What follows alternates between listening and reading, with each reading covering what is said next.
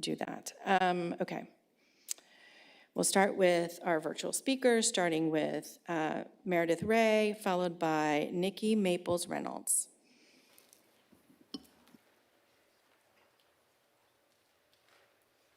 Thing that is biological. Red hair, a real genetic trait. So I assume we'll be hearing testimony tonight from someone saying, my kids feel uncomfortable sharing a bathroom or locker room with a redhead. Or maybe, I'm not a gingerphobe. I just think redheads are being forced on our kids. Maybe we'll see legislation requiring redheads to register with the school nurse or be banned from playing girls' volleyball because it's not fair. They have an advantage. Sounds ridiculous, right? The focus on trans kids isn't about comfort or safety. They are about generating fear and the need to bully someone more vulnerable. And who better than a child just trying to exist? Let's be clear, trans kids are not the problem. Trans kids are just kids like redheads, black kids, brown-eyed kids, and tall kids. The real problem is adults who think they're brave for going after children, and adults who are running for political office who just want power and have no ideas or plans that would actually improve the lives of the constituents they wish to represent. So if you're scared of red... Thank you. Nikki Maples Reynolds, followed by Glenn Cunningham.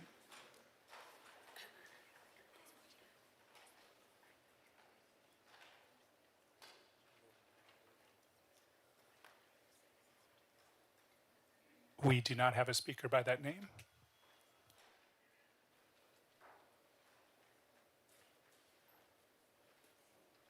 Glenn Cunningham, followed by PJ Cunningham.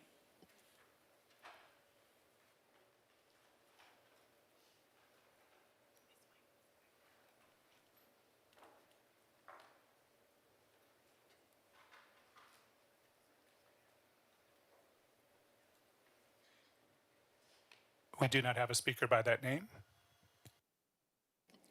PJ Cunningham, followed by Emily Gapayo. Hello, can you hear me? Yes, ma'am. Could you please state your name? Yes, my name is PJ Cunningham. Okay. Thank you so much. Title VI of the Civil Rights Act of 1964 prohibits discrimination based on race, color, religion, sex, or national origin.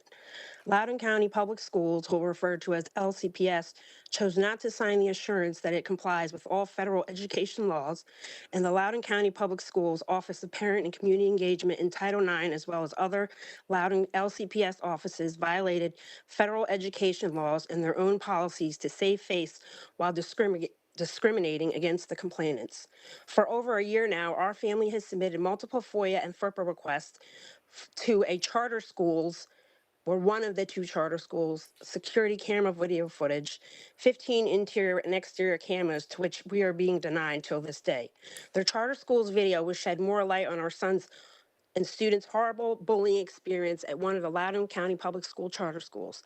The Charter School Board and the Loudoun County Admin School Board appears to go to great lengths to conceal this video footage as our child... Thank you. Emily Gapayo, followed by Brenda Bankson.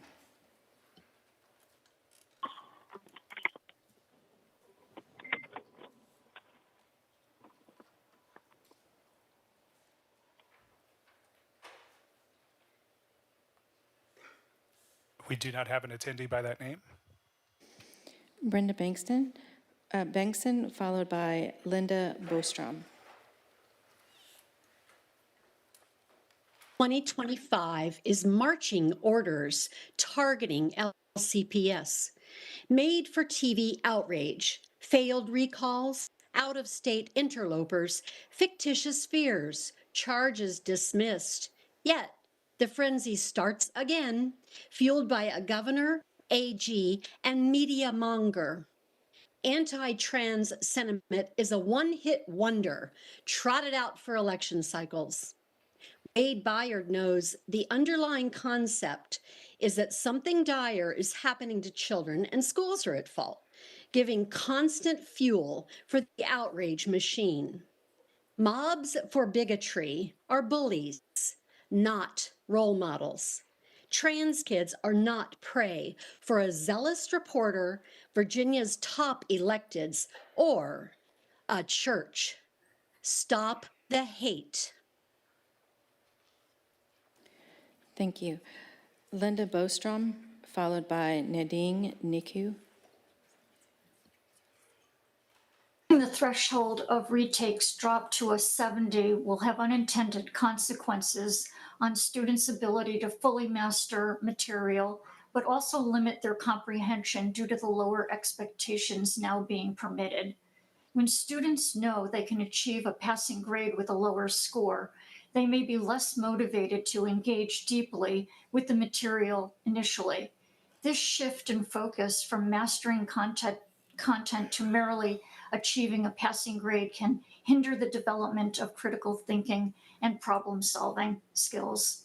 The lowering of the grade to 70 appears to be motivated by angry, fearful parents who have students who do well, but these parents may be anxious about students who were allowed to show improvement from perhaps a C- to a B- as a threat against their own children's chance in getting into a specific college due to perceived competition. Thank you. Nadine Niku, followed by Jennifer Coram.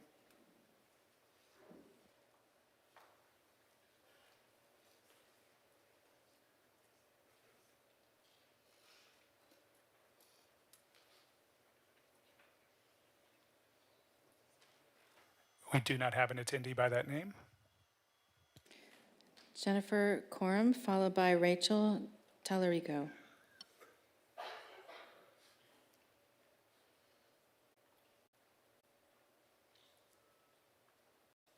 Hello, can you hear me? Yes, we can hear you. Barely, though. You might want to speak up. Okay.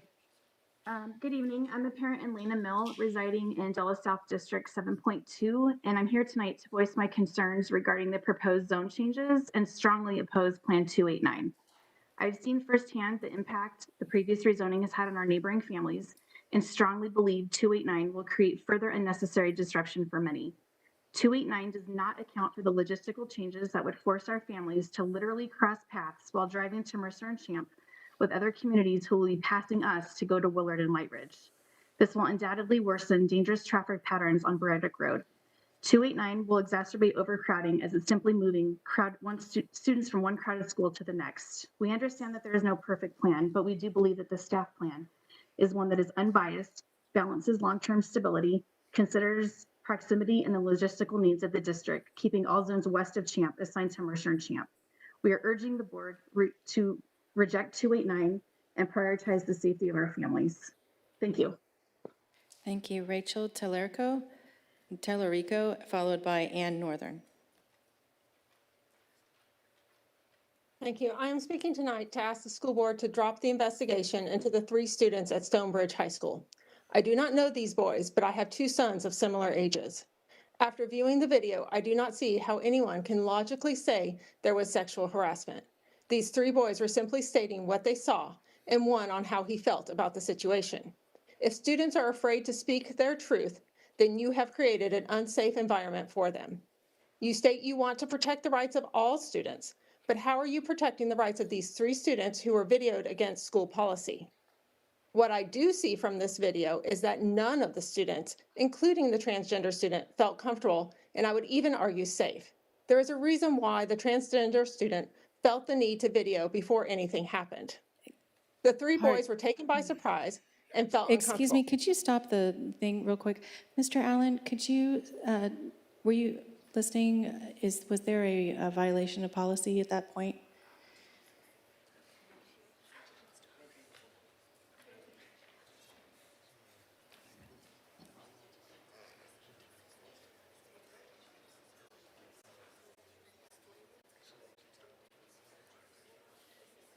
Your mic's not working?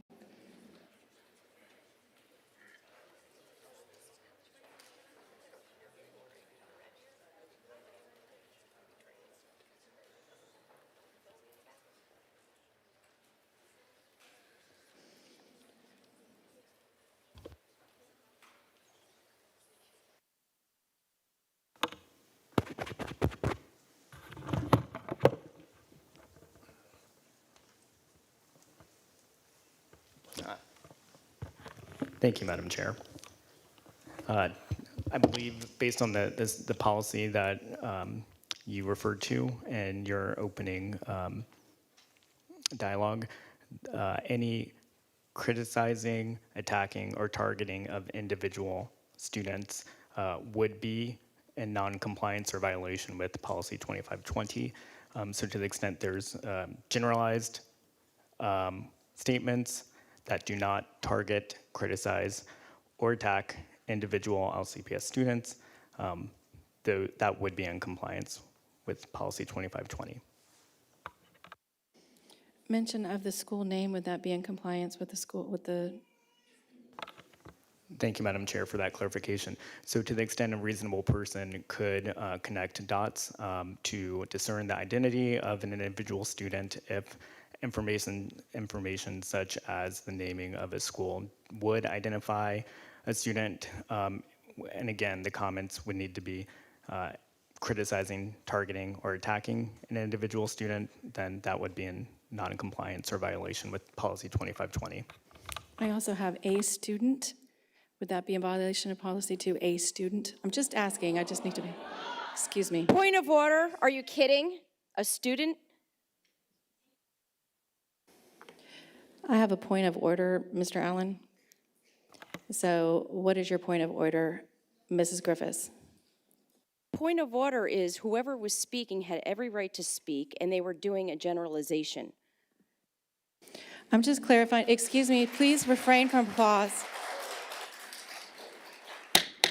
Refrain from applause, please. I need to clarify too. A student, because that is in my script. Would you please clarify, Mr. Allen? Thank you, Madam Chair. So to the extent there's information regarding a student who could be identifiable based on other information shared, to the extent that individual student or a student is being attacked, criticized, or targeted, then that would be a violation of 2520 within the context. But it depends on a student and what other information is provided to determine whether a reasonable person could connect the dots to identify that individual student. Okay. Mrs. Griffiths, your point is not well taken at this particular point in time because I do feel like there was a student, but I'm going to allow the commenters to continue. But I think if you remember in the very long speech that there is a student and no discussion about schools and things like that. So we need to try and generalize our comments. I apologize, Madam Chair. I'm just frustrated that we have empty seats and there are people waiting outside to come in and they might miss their chance to speak. Thank you for reminding me that. Excuse me, please refrain from clapping. I appreciate that you said that, and if people need to come in, and when they hear, and when you hear the second name that I call, you can come in, line up, and wait on the side. So if you're the second name that I call, come on in, line up, and wait to the side of the podium. Thank you for telling me that, Mrs. Griffiths. Okay. What was, it was with this Mrs. Tallarico? Was that? Okay, would you like to continue? Yes, I would. My comments were in no way to criticize any of the students involved. They are children. LCPS, you created this situation with your policy 8040. I ask that you revoke policy 8040 and put into place a policy that actually provides a safe environment.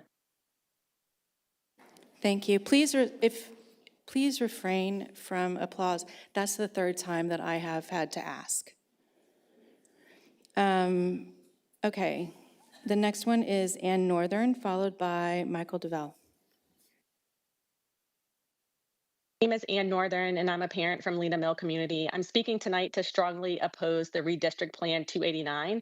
My son is currently a sixth grader at Willard Middle School. He has already built strong relationships at his current school with both staff and classmates, and he's looking forward to continuing on to Light Ridge High School as we've planned for since the beginning of his school career.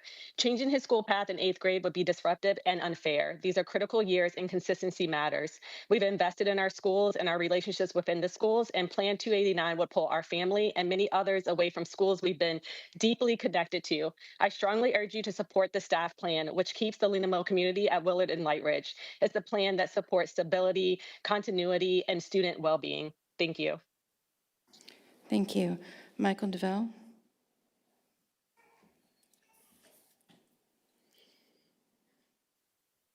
Good evening, school board members.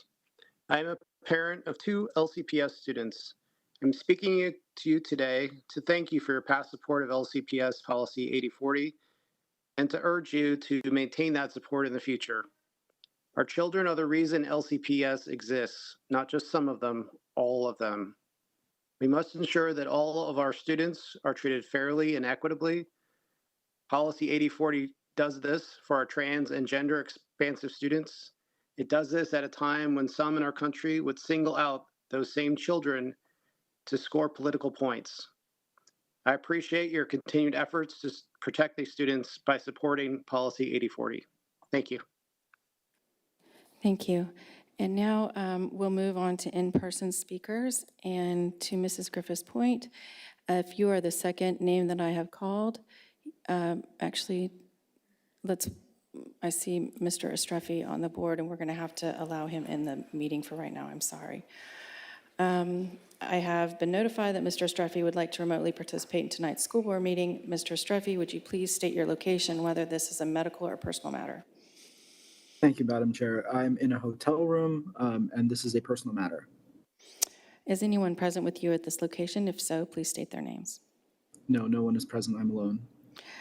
If you're using your personal exemption, I think this is your first remote participation for this calendar year in a school board meeting using your personal exemption. Therefore, I will entertain a motion that Mr. Estrefi's request to participate remotely be granted. Do I have a second? Oh, actually, do I have a motion? Yes. Thank Yes. you, Madam Chair. I move that we allow Mr. Estrefi to participate virtually. Thank you, Vice Chair Donahue. Do I have a second? Second. I have a second by Ms. Chandler. It's been properly moved and seconded. Is there any discussion? Seeing no, we will go ahead with the vote. Board members, clerk, please open the vote. Board members, please record your vote. And clerk, will you please close and display the vote? That motion passes unanimously with Mr. Estrefi and Ms. LaBelle absent for the vote. Welcome to the meeting. Mr. Estrefi, would you please read your disclosure? Sure. Thank you, Madam Chair. Could just give me a moment.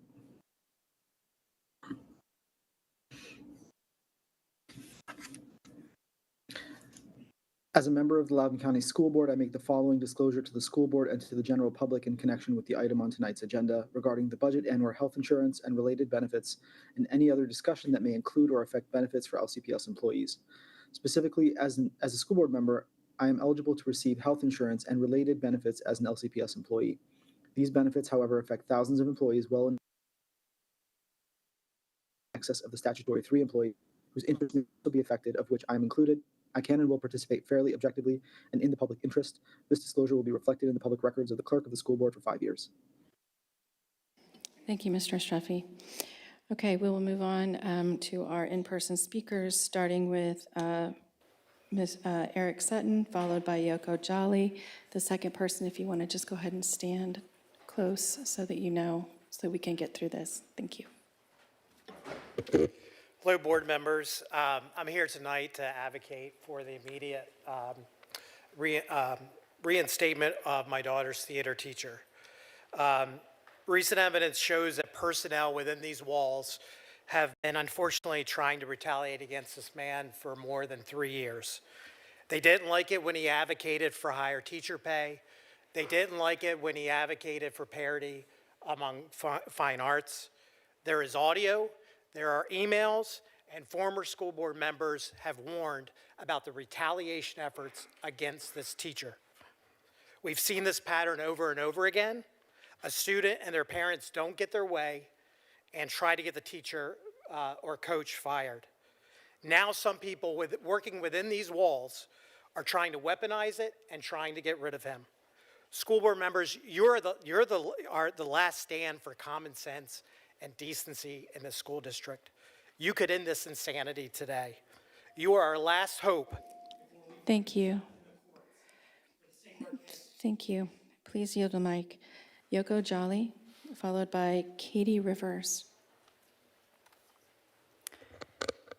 Hi, I'm also requesting the immediate reinstatement of the theater teacher, who has been a critical part of my two boys' development, not only as performers and artists, but as human beings. This teacher has had an impact on hundreds of students across LCPS over the past 10 years and has created a legacy of excellence around theater education, teaching these students not only the value of hard work, commitment, teamwork, empathy, inclusion, but also in how to be a leader and also to follow, which is very important. And based on what I've seen being involved as part of this program since my kids were really little, till 9 years old, I have not seen anything that is consistent with what this teacher has been dismissed for, and the circumstances surrounding dismissal is very. Thank you. Katie Rivers, followed by Kaylee Rivers.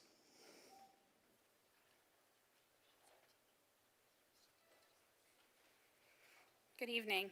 My child is a special permission senior at an Ashburn high school. She drives 42 miles round trip for the specialized theater education offered at only that school.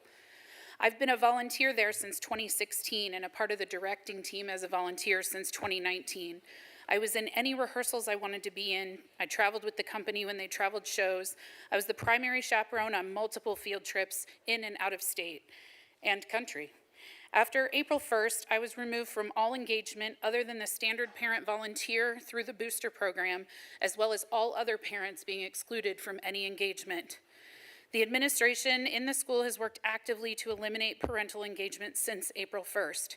I was even escorted out of the building by security for sitting in a hallway during a rehearsal. As of last week, they severed the relationship between the high school and the drama booster program due to the outpouring of support for the theater teacher that was removed and the regular questions about what is the plan for the future of this program. Thank you. Kaylee Rivers, followed by Lily Thompson.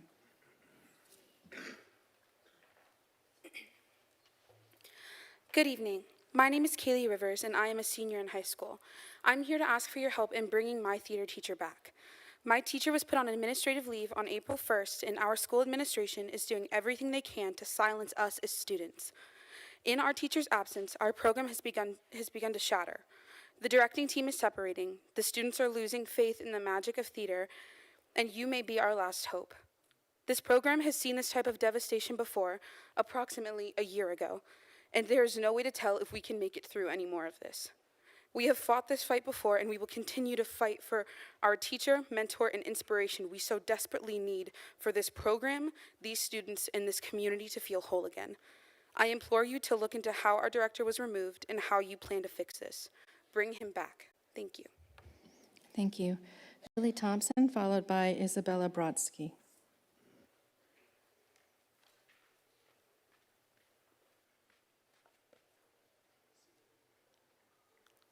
Hello, I'm Lily Thompson from Broad Run High School, and today I will be talking about our limited space stack stage. I recently was the assistant stage manager for our show. Two of my main responsibilities were managing everything and everyone during the show. A major challenge we faced was having very little space backstage. We had a lot of set pieces that needed to be stored, and fitting everything was tricky, but we did our best. During our first dress rehearsal, we quickly realized there wasn't enough room for everyone to move around safely. After talking to the other stage managers and our directors, we realized that we should use the wood room as a place for actors to wait. Although we eased the crowding, it also brought new problems. The woodroom was loud, making it hard for actors to catch their cues. Plus, it was cluttered with tools and sawdust, raising safety concerns. Even though we faced these problems, we adjusted and continued to show. However, this isn't just irritating, it's a safety concern. I stand before you today asking for expansions and storage solutions for Broad Run's auditorium so students can move around safely. Thank you. Thank you. Isabella Brodsky, followed by Haley Sutton. Good evening. My name is Isabella Brodsky. I'm a junior at Broad Run High School, and I'm also speaking on expanding Broad Run's woodroom. After working as part of the paint crew for our school's theater department, I've been faced with risks every day because of the lack of space in our woodroom. Since the place is small, we have to work in the cramped woodroom or work outside.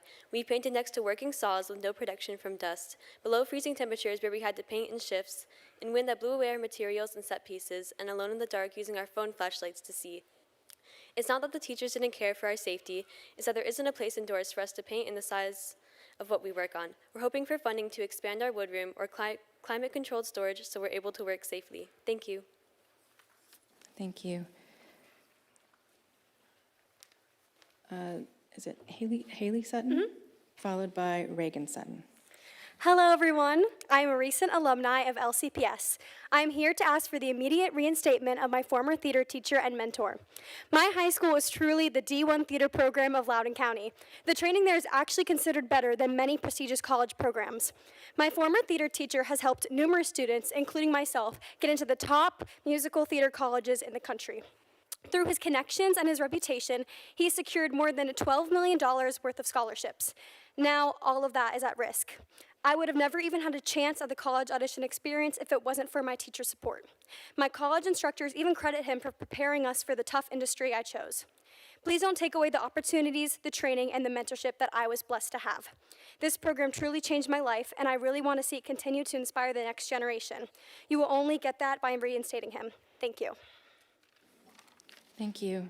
Reagan Sutton, followed by Ella Diawatan. Good afternoon. I'm currently a junior in high school, and I stand here today to advocate for my theater teacher's resignment. When I first joined the program freshman year, I was struggling. Middle school had been a rough couple of years where I developed severe anxiety and didn't know if I would ever find a place where I would truly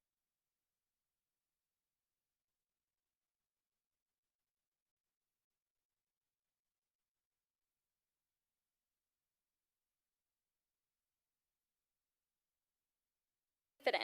But then I found theater, and it wasn't just about the acting. It was about him. My theater teacher made the Black Box, our theater rehearsal room, a safe place. So much potential in me that I didn't see in myself. And because of him, I've met so many friends who have become my family, have had the chance to get outside my comfort zone, perform on stage, help choreograph multiple shows. It was just voted by my peers to be the next CEO of our program. I am a new person now, and that is all thanks to him. Losing him would mean losing the heart of this program, so please bring him back to us. Thank you. Thank you. Ella Diawatan, followed by May Diawatan. Good evening. My name is Ella Diawatan, and I am currently a junior at a LCPS school. I'm here to speak not only for myself, but for many students who have been directly impacted by the removal of our theater teacher. What hurts the most is seeing someone who has given so much to your school and your community face a wave of misinformation and judgment. This isn't just about a teacher, it's about the lives they've impacted, the students they've lifted, and the mental health of the students. I ask this board to listen to the students, to the families, and to the truth. Give us, the grieving students of the unfair removal of our theater teacher, their safe space back. Thank you. Thank you. May Diawatan, followed by Aaron Burns. As you can see, the sudden removal of our trusted teacher has had a deep negative impact, especially on our seniors who are again dealing with a loss. For them, this should be a time of achievement, not confusion and loss. The effects go beyond just one class. The theater program has long been a safe, inclusive space, a cornerstone of our school culture. It builds confidence, discipline, and connection. Removing a trusted teacher without clear explanation or community input has damaged that foundation and eroded trust among students, parents, and faculty. What's even more concerning is the way the situation has been handled. Parents have been treated differently, and in some cases, shut out. Communication has disappeared. Decisions appear to have been made without transparency, due process, or factual clarity. Instead of dialogue or restorative practices, we've seen resources and taxpayer dollars redirected towards unnecessary additional personnel and investigations driven by perception rather than truth. This is not about one teacher. It's about how this district values its students, its educators, and the values of fairness and accountability. Thank you. Thank you. Let's see, Aaron Burns, followed by Andres Marrero. Marrero, I think. Good evening. On March 24th, I received this disturbing text message from my son. My teacher put his hands on me after I was cursing. He put his arms around my neck in like a chokehold. This incident involved much more. This teacher also held a wooden mallet up to my son's face, as well as made comments to the entire classroom that my son should go back on his medication. The next 2 days, my son refused to go to school, still feeling anxious and scared. This teacher returned to the classroom on May 12th. CPS determined that the case was unfounded for physical abuse. Human Resources was unable to terminate this teacher based on CPS findings. Reportedly, there was 3 student witnesses to what occurred who corroborated my son's account. CPS might not consider it to the level of physical abuse, but it was still completely inappropriate and an abuse of power. This was not a calm teacher trying to guide or coach with the use of their hands or arms. It was an aggressive move that left my son feeling scared, intimidated, and threatened. I demand... Thank you.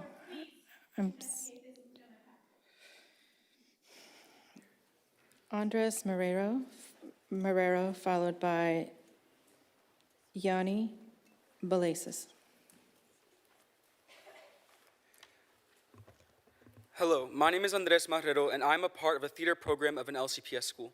During my time at this program, under the mentorship of my teacher, the other students and I grew in numerous ways. We were given opportunity after opportunity, and it was all thanks to him. Throughout my time with him, he had shown me nothing but kindness, and his genuine intention to care for the students was evident. Now that he is gone, a program that was once defined by unlimited opportunity has shifted into a couple classes that students dread due to his unfair dismissal. When a football coach has a player that doesn't show up to practice, the player can be benched or not allowed to participate in the game, and no one bats an eye. When a theater teacher does the same with a student, they are held to an impossible standard. Right now, you're faced with a choice. You can choose to ignore the cries of countless students who want their beloved teacher back, or you can do what is actually best for them. My teacher cared about all of us. I urge you to do the same, and please reinstate him. Thank you. Yanni Balasis, followed by Adrian Marrero.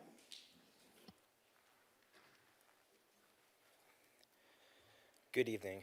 I am a sophomore at Broad Run High School. I'm here today to discuss our wood room safety and utility problems. Our wood room was originally a storage room, meaning it was not designed to be used for our purposes. Because of this, it has insufficient heating and AC capabilities, poor ventilation from sawdust and paint fumes, insufficient electrical outlets, and moisture buildup which leads to wood warping and rotting, all of which causes us much discomfort and inconvenience. Now, more importantly, the safety issues. The room's small size causes many issues when building our sets, especially when we are in the middle of a production. The room becomes filled with set pieces with nowhere else to put them, making it very cramped and hard to work in, especially when our paint crew's in there too. The space also has many safety concerns as the room has no sprinkler system or fire alarm, as well as dismissal bell or PA system. If there was some kind of emergency, such as a lockdown or fire, you would be completely oblivious to what's going on. I ask that you please allocate funds to expand and renovate our wood room, as well as help us find storage solutions. Thank you for your time and consideration. Thank you. Adrian Marrero, followed by Jolly Palmer.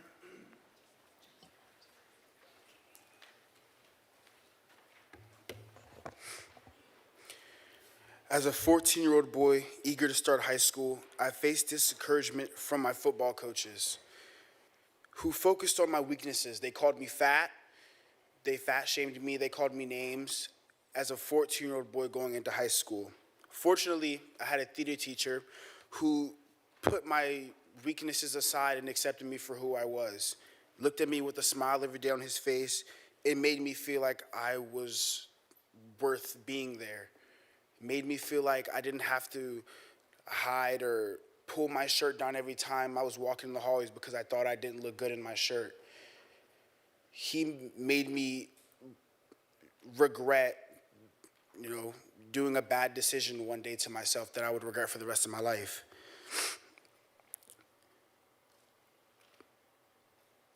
teacher who made a positive difference in my life is now at risk of being fired. Please bring him back. Thank you. Thank you. Adrian Morero, followed by Jolly Palmer, right? What's your name? I'm sorry. It's Palmer Jolly. It's okay. I'm sorry? Jolly Palmer? Wait, what was your name? It's Palmer Jolly. Palmer Jolly. It's Oh, okay. I'm sorry. Palmer Jolly. I apologize. No, it's all good.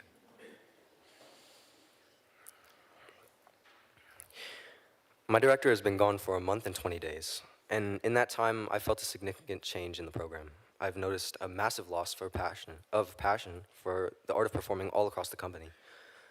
A classmate of mine walked out of class today to go to counseling, and she came back crying, and she said that she felt like she was losing her family. Another teacher recently stated that the hardest part about all of this has been trying to keep together a family that is broken. And the people who have been chosen to replace him aren't exactly helping things. Please, just bring him back. If you won't do it for him, do it for the countless people that are affected by his absence every day. Thank you. Thank you. Aubrey Travis, followed by Stacy Perkins. Hello, my name is Aubrey Travis, and I'm a Loudoun County High School student. Theater means everything to me. It's where I've always felt safe, supported, and free to express myself without judgment. It has given me a sense of purpose and helped me manage the pressures of school, everyday life, and my severe anxiety. But since April 1st, everything has changed. Without my theater teacher, the program I've been a part of for several years has become stressful, confusing, and disorganized. The sense of community and direction we once had has now completely fallen apart. It breaks my heart to see something I love being completely destroyed from the inside out. I hope the people in charge understand how much this program and the teacher who built it means to the students. This is our education and our futures at stake. We just want to feel seen and heard and supported again.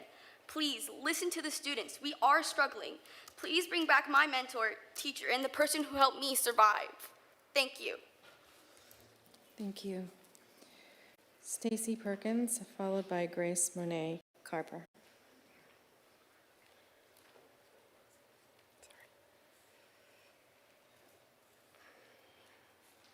Hello, I'm a parent of a high school student, and I'm here to speak again about the response to the situation involving our theater teacher. Last time I spoke about unfair disciplinary procedures and a lack of communication. While those concerns remain, the situation has devolved further, and troubling events continue to negatively affect our students. Recently, under the guise of a counseling session for theater students, and unbeknownst to parents, students who have spoken out or whose parents have advocated on their behalf were singled out by staff and administration. This type of retaliation, whether overt or subtle, is completely unacceptable. It undermines student morale, creates division, and sends a chilling message that voicing support for a beloved educator comes at a cost. No student should fear retribution for exercising their right to be heard. Adding to the distress, administration has created a climate of exclusion and mistrust of parents. They have gone so far as to completely sever ties with the Parent Booster Club, clearly displaying their complete lack of interest in any parent involvement of any kind. I urge the school board to thoroughly investigate the actions being taken at the school. Our students, parents, and educators deserve better. Thank you. Stacy Perkins, followed by Grace Monet Carper. I need to get better. Okay, so Grace Monet Carper, followed by Jack Wright. Hello all, my name does not matter, nor does my grade or my age. What matters is that many people in this room have come together to stand against the unfair removal of our theater community's most loved and committed member, our director. We ask you to allow us to reunite with the father of our chosen family and relieve us of unnecessary stress which has plagued us throughout the past few weeks. For us, theater is a safe space, free of any judgment students may face, as it allows free expression and creative flow. It is what empowered me to explore myself as a gay boy.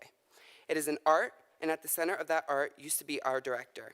Not only was he a herald of happiness for our program, but he is also an amazingly talented and highly regarded teacher, as is recognized across many people within thespian culture around the world.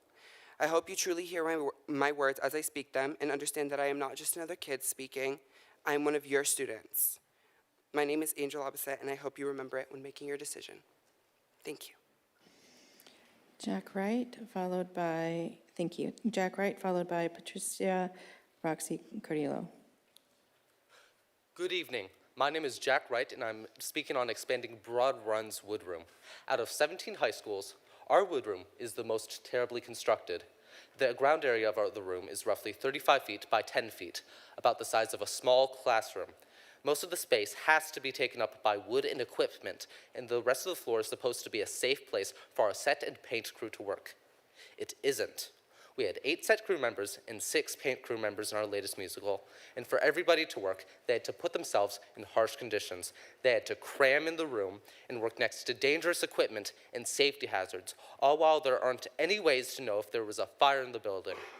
Loudoun Valley High School is older than we are, has the same layout of our school, and has received very sizable expansions to their woodroom. We need to expand our woodroom for safety reasons, and we have the ability to expand. Please consider this for our safety, and thank you for your time today. Also, like, bring back CJ or something. Patricia, please hold, refrain from applause. Patricia Roxy Carrillo, followed by Mike Kelly.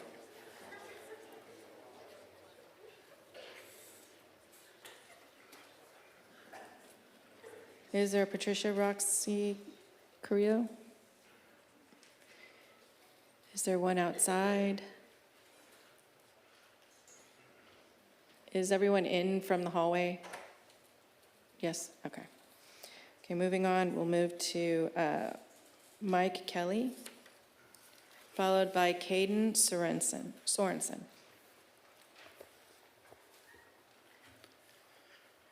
Good evening. My name is Mike Kelly. I'm a parent of 3 with 2 currently at Broad Run High School, both active members of the theater department. One of them will speak to you shortly. I serve on the board of the Theater Booster Club, supporting a program that continues to do remarkable work with very limited resources. This spring, our department earned 15 Glammys nominations despite building sets in the smallest woodroom of the county and having to work outdoors where students have been approached by strangers. The woodroom lacks secure tool storage. The doors don't lock. I even built and donated a workbench to help secure equipment, but that's just a stopgap. I spoke to you last year. In response, you provided equal storage to all schools, but the solution missed the mark because it was equal, not equitable. Broad Run needs a targeted solution for its unique needs. We ask for lockable tools cages now, and long-term, a renovated, secure woodroom that truly meets our students' needs.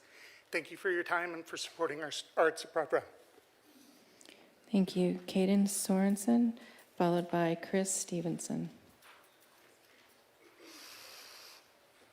Hello, my name is Caden Sorensen. I'm a freshman at Briarwoods, and I've been playing volleyball for almost 5 years. After trying nearly every other sport, volleyball is the one that I love and excel at, and I hope to go on and play in college. Unfortunately, to play competitively, I have to go an hour away to Fairfax County 3 to 4 times a week because of the options in Loudoun are so limited. With Fairfax County rolling out boys volleyball this past year, I'm now the only student in my club team who isn't able to play in high school. I would really love to have the high school sports experience before I graduate, and I'm hoping Loudoun County can follow in Fairfax footsteps and bring boys volleyball to our schools here. Thank you. Thank you. Chris Stevenson, followed by Haley Smith.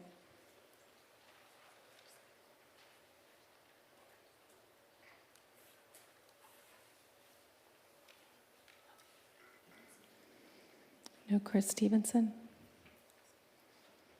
Haley Smith, followed by Katie Herbert.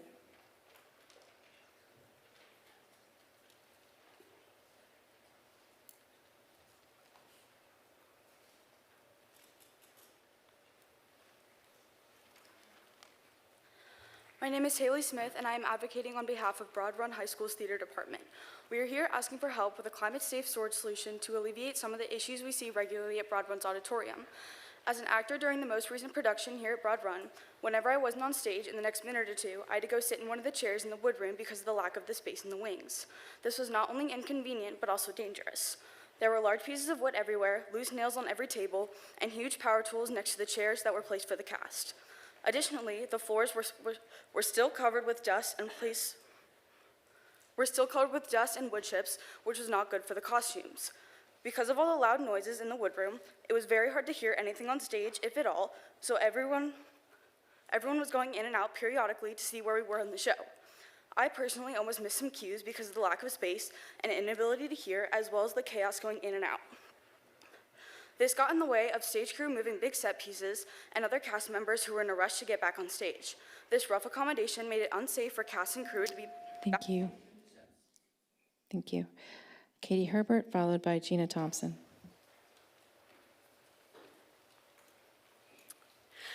Good evening. I'm here to speak tonight about the need for boys volleyball in high school. I have 3 kids. I've had the privilege to coach each of them at some level. Unfortunately, when my oldest entered high school at Briarwoods in 2019, there was no option for him to pursue volleyball as a high school sport. Fortunately for him, we were able to provide a club experience, and his love for the sport and his skill grew. Not all families can do that. Adding boys volleyball at the high school level would provide an opportunity for more athletes to pursue a sport that they otherwise may not be able to participate in due to financial, time, and travel restraints.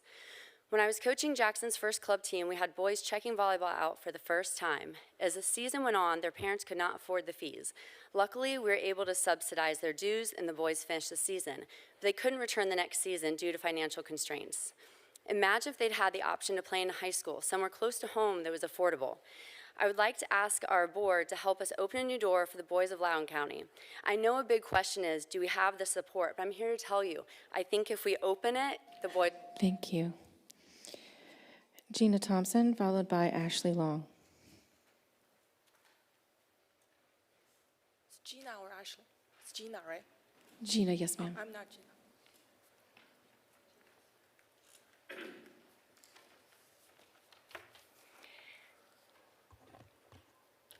Hello, my name is Gina Thompson. I'm a parent and now the new Theater Booster President at Broad Run. 3 years ago, my husband and I noticed something inspiring. Students pouring in their time, energy, and passion into our theater program. With stronger performances, bigger additions, and more students' involvement, students are building larger and more complex sets. This is happening outside in unpredictable weather or an overcrowded, unheated room, without secure storage for tools and equipment, which is a safety concern. We're asking for your support for a new climate-controlled woodroom. In the meantime, temporary outdoor climate-controlled storage unit near the theater department would make a real difference. Broad Run may be Loudoun's oldest high school, but our students shouldn't be left behind. They deserve the same resources other schools enjoy. Let them have the space they need. Keep building something extraordinary. Thank you. Thank you. Ashley Long, followed by Melody Visser.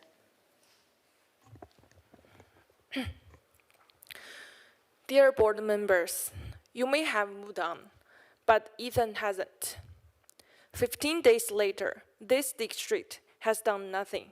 No answers, no protection, no accountability. My son is just 5 years old. He was racially harassed on the porch of his own home.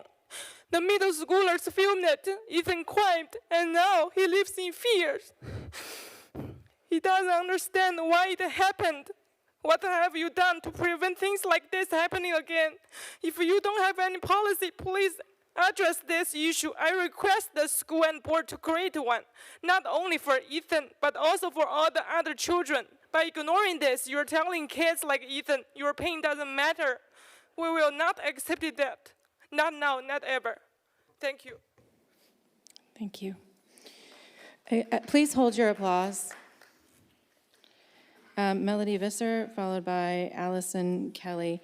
I'll just remind people that in the decorum and civility, violations of civility, decorum, and respect include shouting, heckling, jeering, applause, or other noise which disrupts or delays the meeting. Thank you. Go ahead. Good evening. My name is Melody Visser, and I speak to you as both a parent and the treasurer of the Broad Run Theater Boosters. Broad Run was the first high school in Ashburn, a school that helped build this community. While new schools benefit from state-of-the-art facilities, Broad Run is being left behind. Today, I'm here to highlight a critical need: climate-controlled storage and a functional workshop space. The current woodroom is not only undersized, but unheated. Students are forced to work outside in the cold and dark, raising safety concerns. There's also no secure storage for tools, putting the equipment at risk of theft and misuse. As a temporary solution, we propose a climate-controlled storage unit right outside the woodroom. Long-term, we ask for investment and proper renovation. Our students deserve equal resources and the same pride in their school as their peers. Let's give Broad Run the respect and future it has earned. Thank you. Thank you. Allison Kelly, followed by Kellen Herbert.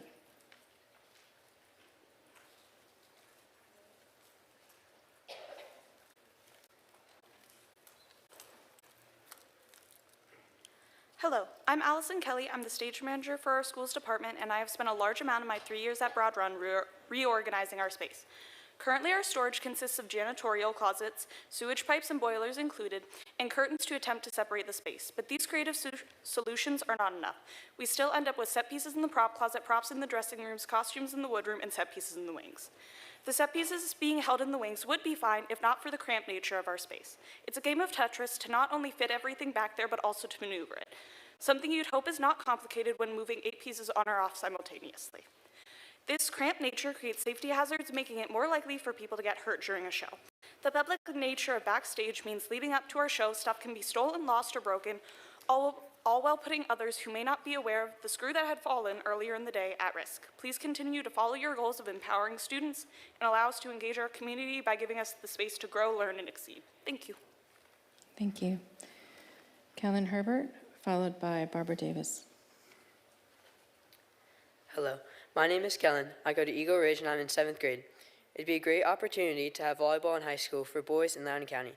It'd be an easy addition because we already have all the equipment we would need. In addition, it would not be too expensive to have it. If we decide to have it, there would be an interest in many boys who want to play. Thank you. Thank you. Barbara Davis, followed by Jaden Thomas Falcon. Good evening, board members. I am Barbara Davis. I live in Kirkpatrick Farms. I also serve as the president of the Community Association. And I am here again to ask you guys not to split Kirkpatrick Farms apart as a community in the rezoning effort. Reject the staff plan. Both Braddock Corner and Kirkpatrick Farms are coalescing behind Plan 40, which we ask you to seriously consider.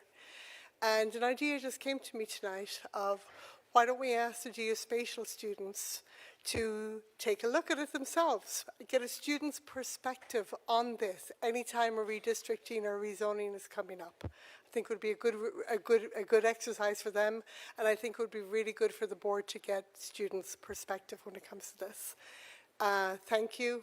Plan 40, reject the staff plan. Thank you. Thank you.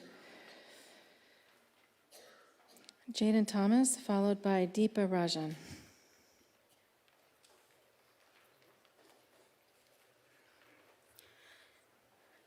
Good evening. My name is Jaden Thomas Falcon, and I am a senior at a Loudoun County Public School. I'm speaking to you today to please look into the dismissal of my theater teacher. Because of him, our program has flourished, become more of a family. He was a father figure, one of my safe spaces, and made theater a home for me and many others. I was a cheerleader for my high school cheer team for all 4 years of my high school experience, and thanks to my theater teacher, I was able to do both of my passions, cheer and theater. Since he's been gone, a classroom where we once learned different things about theater quickly became a study hall where we do nothing. As my college audition experience came to a close and it came time for me to choose where I would spend the next 4 years, I had to make a very hard decision without his guidance. The school building that once echoed with his laughter and good energy is now silent. Please look into his dismissal. Bring him back. Thank you. Thank you. Deepa Rajan, followed by Ali Massis.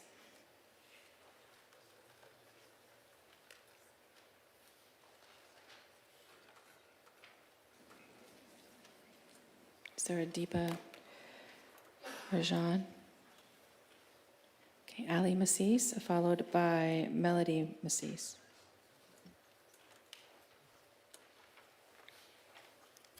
Good evening, school board members. My name is Ali Massis, and I'm currently a 7th grader at Willard Middle School, and I'm here to share my thoughts about the risk of any part of the Lena Mill neighborhood being rezoned to another school. I would like the board to stick to the original staff plan to keep Lena Mill zoned to Willard and Lightridge. My reason for this is that I have worked really hard to make many connections with Lightridge. Even though I am a 7th grader, I'm a part of Willard's 8th grade symphonic band. This was an opportunity that I worked hard to earn. I've already made connections with all of the band directors at Lightridge as I map out my academic and music programs for high school. I was also lucky enough to have one of the Lightridge band directors offer me one-on-one guidance as she sees how dedicated I am to the clarinet and to prepare me for marching band. To rezone me away from this opportunity would be devastating after I have worked so hard to keep connections. Please keep Lena Mill aligned to Willard and Lightridge. Thank you for your time. Thank you. Melody Massis, followed by Catherine Thomas.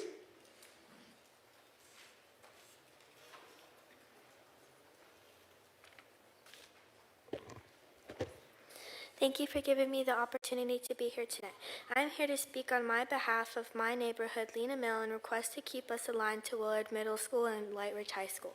Ever since I was in 3rd grade, my friends have been rezoned, moved some more, and moved back. This constant changing is being like a military child. Making new friendships is tough. It takes months to build friendships. Then they are destroyed by rezoning and moves. This is hard on kids, too hard. Connections between teachers and students are really important and should be impossible to break. Too many changes are happening, and it's making kids scared for their futures. I have always known what school I was going to, Willard then to Lightridge. Switching schools causes students to get off track. They can no longer focus on their studies because they're trying to find a bathroom in the school. This isn't good for students. Being in 6th grade, I'm so excited to be a Wildcat and a future Bolt. I need my friends, and I need stability, not a new school again. Thank you. Thank you. Catherine Thomas, followed by Tripura Gunty. Good evening. I just want to say that Allie and Melody did a great job expressing some of the student reasons why they may want to stay with Willard and Lightridge. I am also the parent of Lena Mill students who currently attend Goshen Post, and I would like to speak in favor of the staff plan and against Plan 40 and 289. Moving our kids to another school would be detrimental to the relationships that they have already formed and the plans that they have already made, as well as Plan 40, which splits our neighborhood. Our neighborhood does not have a natural split. There is not a major road going through the middle of it to make a natural split. You would be creating a split in our neighborhood, and our elementary school is already split between 2 sections, and so that would leave just a small section of our neighborhood continuing to Willard and Lightridge, which would kind of alienate those students from not only their neighborhood friends, but also their elementary school friends. So I would like to advocate for the staff plan or other plans that keep Lena Mill aligned with the Willard and Lightridge.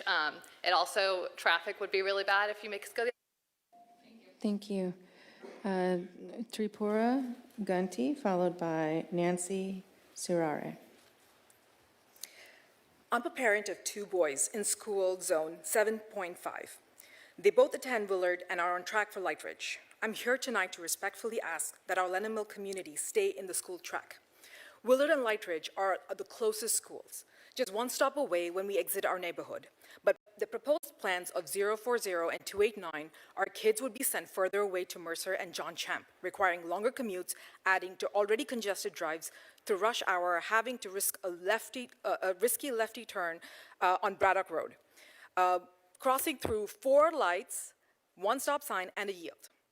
A 4-minute commute essentially turns into a 15-minute drive on a non-rush hour time, and you can imagine easily turning into 60 minutes plus during rush hour. Our neighborhood functions, we rely on carpools, tight routines, and community support systems. Our neighborhood functions like an extended family. Rezoning would break those networks apart. My boys will be displaced during their 8th and 10th grade. Thank you. Nancy Sirar, followed by Amug Gunty. Good evening, board. I'm Nancy Sirar. I'm a parent of 2 kids in Lena Mill. Will be a rising middle and high schooler. And I would like them to stay at Willard and Lightridge. Segregating us with 40 is you're going to segregate us from the rest of John Champ and Mercer that are across the street, since we live behind those schools with no connection to them whatsoever.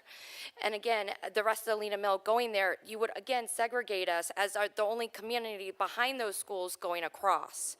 And those left-hand turns, our kids are learning to drive, making left-hand turns that take 10 minutes to get out of our neighborhood would create accidents, and we want our kids to get safely to school and get home. So we would appreciate it because there's no light, there's no roundabout, and right-hand turns are safer to get to Light Ridge. The difference of distance between John Champ and Willard from my house is 1/10 of a mile. No, it's negligible.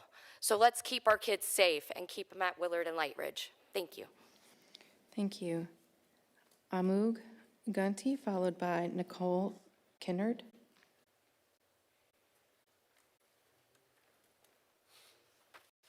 Hi, my name is Amel Gonti, and I'm a 6th grader at Willard Middle School. I live in Loudoun Middle. My school zone is DS 7.5. I'm here because, obviously, I really don't want to be moved to a different school. I've made great friends, built strong connections with my teachers, and I'm involved in sports. Willard feels like home to me. I want to finish middle school with my friends and have the same great experiences my older brother had. It would be really hard to leave and everything and start behind all over at a new school in my last year of middle school. Plans like staff plan would let me stay at Willard and go to Light Ridge with my brother and friends, just like we expected. Please oppose 040 and 289 and help keep my friends, community, and family together. Thank you for listening. Thank you. Thank you. Nicole Kinnard, followed by Sally Yates. Members of the board, I'm here as a parent of DS 7.2, one of many who is deeply concerned about the potential impact of yet another school rezoning for our family. My son is currently thriving at Willard, both academically and socially. He's a straight-A student who has been recommended for honors next year by all of his teachers. While he's always been well regarded by staff, he's never been considered a standout academically until now. The environment, the teachers, the support, he's blossomed in ways we didn't anticipate. We've already weathered disruption once in Lena Mill with the first rezoning, then again for my son personally when Hovatter opened, being separated from many of his closest friends. They've now been reunited at Willard, and the idea of separating him from these bonds and knew his final year of middle school is heartbreaking. So many families are sharing similar stories, but I'm here to advocate for what makes most sense, for our children, for traffic patterns, and for community continuity. The staff plan is grounded in logic and intention. It considers proximity, future rezoning, and avoids even more children driving past Mercer Champ to attend Willard Light Ridge. My husband and I strongly oppose Plan 289 and support the staff plan and others that keep him at Willard and Light Ridge. Thank you. Thank you. Sally Yates, followed by Gladys Johnson. Good evening. I live in DS 7, Dulles South 7.2, and I'm here to oppose Zone Plan 289. My son is a 6th grader at Willard and is thriving in all areas. Willard has been the perfect environment for him, and since seeing his growth has been incredible. We were shocked to see Plan 289 under consideration, especially after staff plan kept us at Willard Light Ridge. 7.2 already went through a difficult zoning in 2020, and since then our neighborhood has nearly doubled in size. Plan 289 moves our large community from one overcapacity school to another, creates unsafe traffic conditions with a left turn on Braddock Road, and uproots our community from schools they love. Please prioritize stability, safety, and existing community bonds. We urge you not to move forward with Plan 289, and please strongly consider the staff plan instead. Thank you. Thank you. Gladys Johnson, followed by Claire Weber.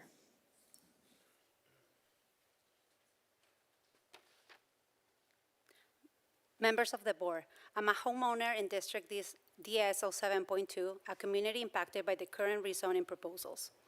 I have a 6th grader currently at Willard, and we chose this area specifically for the Willard and Light Ridge schools. The staff plan will let our children stay, but Proposal 289 will send them to Mercer and Champ, schools we did not plan for. We moved here with careful thought, not just about buying a home, but about finding a future for our children. How is it that new construction continues to expand in areas where schools are already nearing or exceeding capacity? I respectfully ask, is there enough coordination between the zoning commission and the developers building these homes?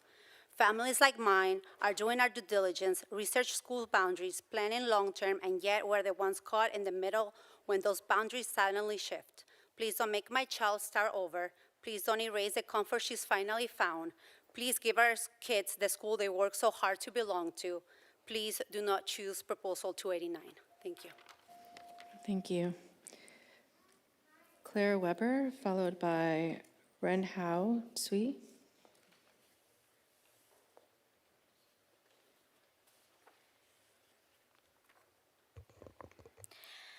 Hello, I am Weber, and I am a part of Broad Run Theater's theater department for 2 years now. Within that time, the theater's wood room has changed a lot. When I first joined, there was minimal space to work or for storage. Then, seniors saw this as a safety concern, and there was a capstone project built to organize a new system for the wood room so it could be a safer and more efficient place. Even after that, there was still a lack of space, and a parent in our community had to build us a movable bench to increase space further, and yet we are still at a lack of space. The theater department has been doing everything we can to make this the safest and best possible place for our students, and yet they still need help. There are aspects simply out of their control, such as heating, ventilation, and pure floor space. Many of the set crew members would tell you that their crew could have been formed better if there was a simple expansion of the wood room. Thank you for your time.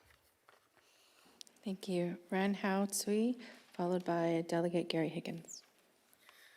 Good evening. I'm here today not just a concerned community member, but as someone deeply troubled by the inaction of this board we've seen over the past month. Nearly 4 weeks ago, a video surfaced of middle school students in our district verbally assaulting a 5-year-old Asian child with hateful, racist slurs, taunting him while he cried and pleaded. And yet, from this board, silence. No formal statement, no public plan, no accountability. How long does it take to acknowledge a known hate incident? How long does a family and entire community have to wait to see what this board takes the safety of every children seriously, including Asian American children? Summer is around the corner. If the message to our students is that this kind of behavior goes unanswered, then we are complicit. I urge this board, speak up, act now, and commit to a visible, transparent response before another child is harmed. Thank you. Thank you. Delegate Gary Higgins, followed by Beth Hess.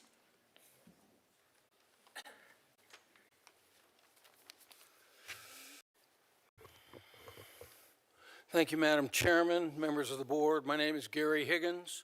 I stand here today as a former LCPS school board member, LCPS parent, as well as a current LCPS grandparent and elected state delegate. I must say I'm thoroughly disappointed, specifically with regard to the treatment of the 3 boys at Stonebridge High School and the disregard LCPS has for Delegate state Higgins? and federal mandates. Yes, ma'am. I'm sorry. You named the school, and that's part of what we were talking about earlier, about not targeting, criticizing, attacking. Please redirect and continue. I'm sorry. I have spoken with the parents of the students involved. I have also contacted your government affairs staff for a meeting, but was told no one was available to talk to me. LCPS is failing these young men and has potential to ruin their futures should this ridiculous Title IX investigation not stop. The boys were uncomfortable with a girl in their locker room who was filming them, and yet the boys are the ones in trouble. As a 14 or 15-year-old young man, I cannot imagine a more inappropriate, awkward, or embarrassing situation than having... Are you going to give me the time back that you took from me? Delegate Higgins, there was directed comments, and I needed you to redirect, and then it continued. So I can let you have about 15 seconds, if that would, but please follow our rules. Thank you, Madam Chair. Like I said, as a 14 or 15-year-old young man, I cannot imagine a more inappropriate or embarrassing situation. Where is your common sense? Further, as a taxpayer, I'm absolutely amazed that you all would potentially walk away from $100 million federal dollars rather than comply with federal policies. When I sat on this board, every dollar counted. Thank you. Please refrain from clapping.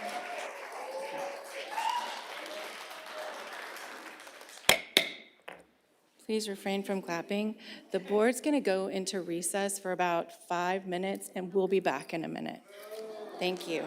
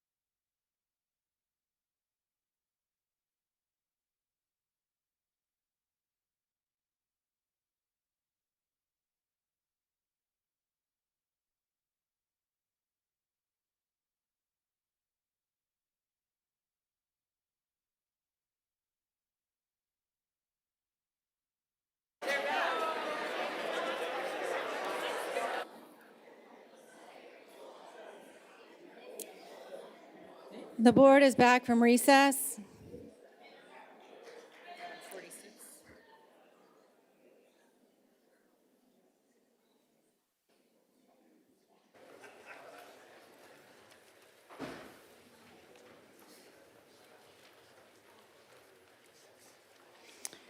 And we're going to start with Ms. Beth Hess, followed by Beverly McCauley.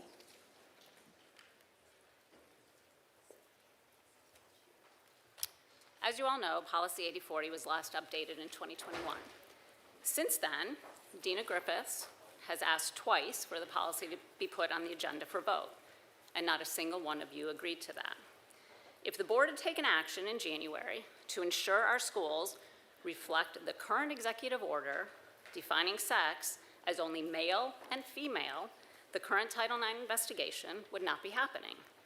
This board has delayed putting politics over parental rights and community concerns. Constituents have a right to know your vote on Policy 8040.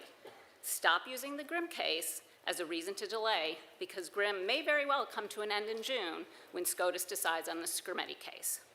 No amount of money spent on the communications department or the public information office can save LCPS from the national news until you do the right thing. Thank you. Thank you. Let's see, sorry, I need my glasses. Beverly McCauley, followed by Cassie McCauley. Good evening. My name is Beverly McCulley, and I've been a mom to 41 children, so I come here to speak with an experience that very few of any of you have. Kids in middle and high school face a litany of things bombarding them, notwithstanding a locker room where kids are very vulnerable. They're physically and mentally exposed. Boys made a comment out of being uncomfortable with a female being in the locker room with males. It's not about who you identify, it's biological truth. It was uncomfortable for them to be changing in front of a girl. They were stripped bare, videotaped in the locker room, whether clothed or not, exposed to vulnerable. Please pause the clock. As I shared during the comments during the outside of public comment period, speakers should refrain from targeting, criticizing, or attacking individual students during public comment, as that's against school board policy. Please redirect or generalize your comments. We want to hear your comments while ensuring compliance with policy. Timekeeper, please resume the clock. Okay. It's against the law to videotape in a locker room. We have reasonable expectations of privacy in private spaces. They were stripped bare of their rights to privacy. So rather than investigate, I wholeheartedly believe we should have reversed 8040, and it never would have been an issue. We're talking about biological differences, not feelings. It's imperative that we teach kids truth.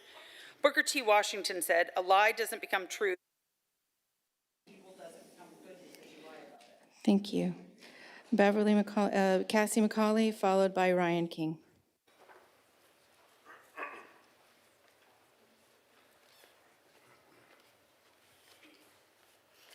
Hello, I'm Cassie McCauley. I graduated high school, and I have multiple siblings who have moved out of public school because of transgenders and children claiming they're horses and jumping on them saying sexual terms.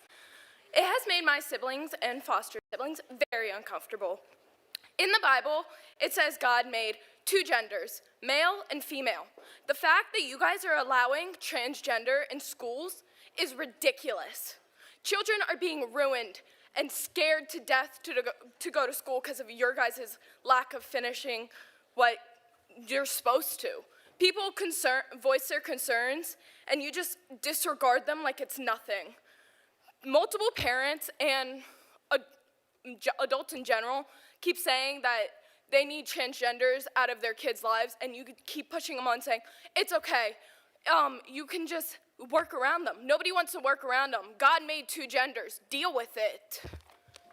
Thank you. Please hold your applause. Ryan King, followed by Ryan Hart.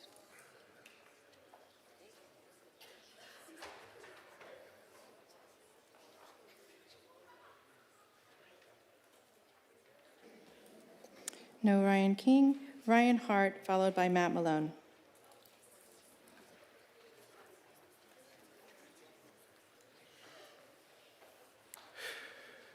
Hello, I am a junior speaking here today to advocate for the reinstatement of my theater teacher because he has been a pivotal mentor in my life ever since I met him in my class freshman year. That class was genuinely the most fun I've had in school in my entire life. Every day I looked forward to learning new methods to improve my acting and to bonding with my friends and classmates. 99% of that fun and excitement was due to my teacher, not only creating an amazing curriculum to teach us more about acting, but to also teach us how to be better people in general. He directly gave me the passion that would fuel the rest of my life. And he's given me many opportunities to grow and experience the world of acting. And personally, I suffer with severe self-doubt issues, and even when I doubt my own capabilities, he was always there to show me that I am able to do anything. All I want is for the man who did all of this to be able to see my growth and see how far I've come as an actor and a person. Make that happen. And also grow the Woodroom. Thank you. Matt Malone, followed by Lori Walsh. And after Lori Walsh, Vice Chair Donahue will be the one who's in charge of the meeting.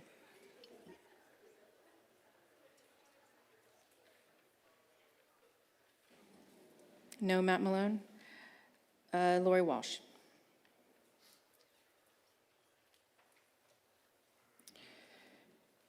No Lori Walsh.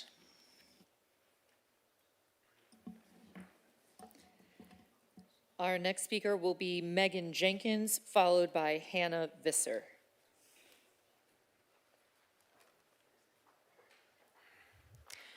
I am here in support of the 3 boys from a high school that were charged with sexual harassment for objecting to a female student videotaping them in the boys' locker room. LCPS allowing a biological female into the boys' locker room deprived the 3 boys of their dignity and privacy. First, I urge the school board to drop the sexual harassment charge against the 3 boys. This charge could unfairly haunt their reputations for years, and it is completely absurd. Second, I would like to call on Governor Youngkin to revoke state funding to LCPS.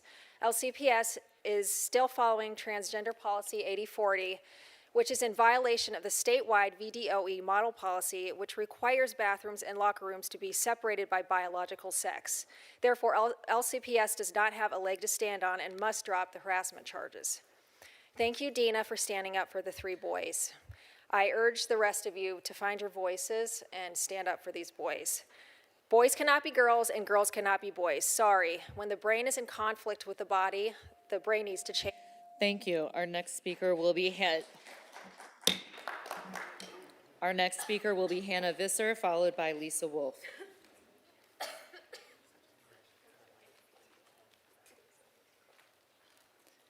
Good evening. My name is Hannah Visser, and I'm the president of the International Thespian Society at Broad Run High School.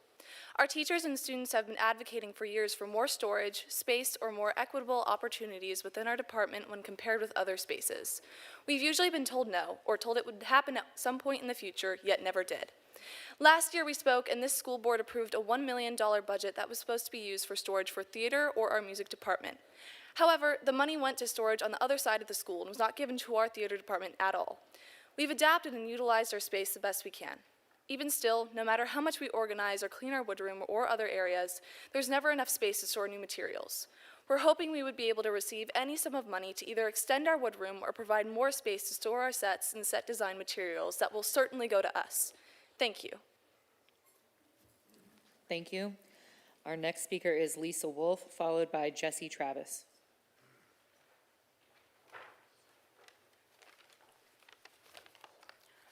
Hello.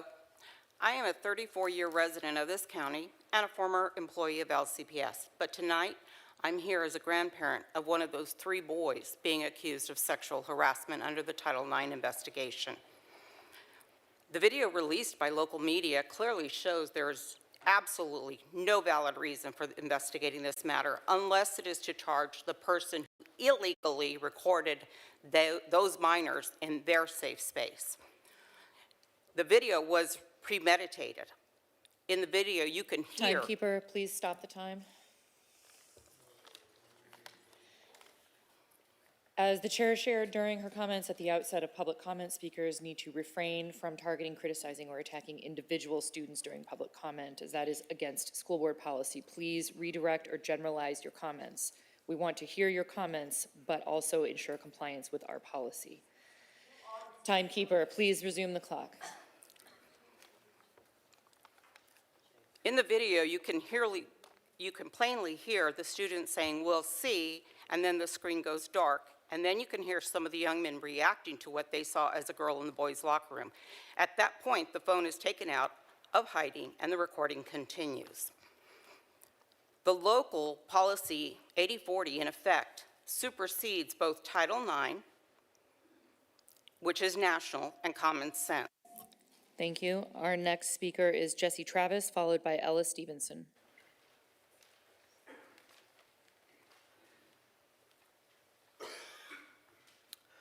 Good evening. I'm here to speak about the recent dismissal of our theater teacher. This occurred with vague disciplinary claims, a lack of transparency, and contradiction of Loudoun County Public Schools policy. Parents and students have been left in the dark. No communication on the program's future or college support for juniors and seniors. The theater program and its students are being neglected, with associated support programs being dissolved and claimed that they don't help students. There has been a systemic decrease since the dismissal of educators and dissolution of external programs for support of theater students and their activities. This directly contradicts Loudoun County Public Schools' 4 A's of success. The theater program, built over a decade, self-funded and awarded millions in scholarships, is being dismantled with no plan or justification. Why is Loudoun County Public Schools choosing to single out one of its most successful teachers and inclusive student program that they created without reason or accountability? Bring back the mentor and teacher these students should never have lost. Thank you. Thank you. Our next speaker is Ella Stevenson, followed by Deb Glass.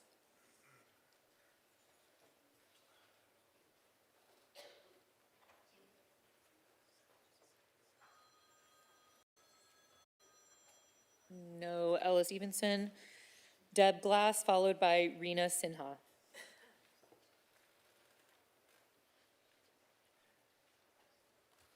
Good evening. By listening to us tonight, thank you for recognizing, like Alexander Hamilton wrote in the Federalist Paper number 78, that our elected representatives, you, cannot legitimately substitute their will for the will of their constituents. I commend your desire to help and protect our children. Thank you for your hard work to do so. Since many of you are parents too, I'm sure you'll agree that no one wants to protect our children more than we, our parents. As a parent of an LCPS student, I can tell you that policy 8040 does the opposite. It's a destructive policy, and it harms our children. I assume you had noble intent when you voted for policy 8040. However, much like Einstein said, success is failure in progress.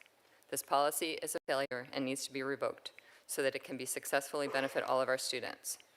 The recent incident at LCPS showed how it unfairly puts our students in a situation they should never have had to experience and didn't have the maturity to handle. Please revoke it.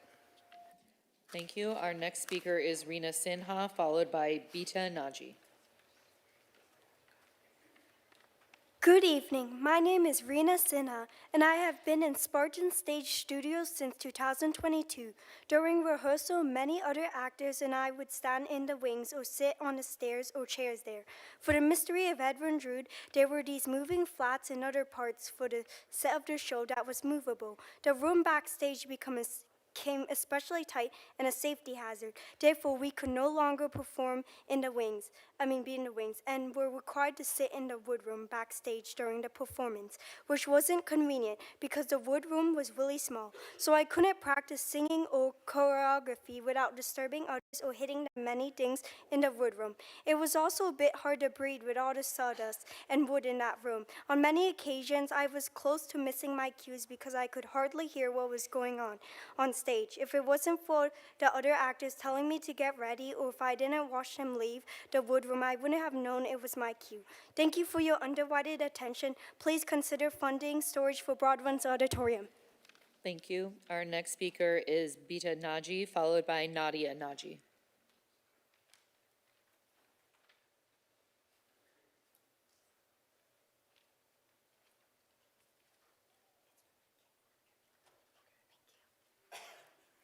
Hi, my name is Bita Naji, and I am a parent from Lena Mill, District S07.5.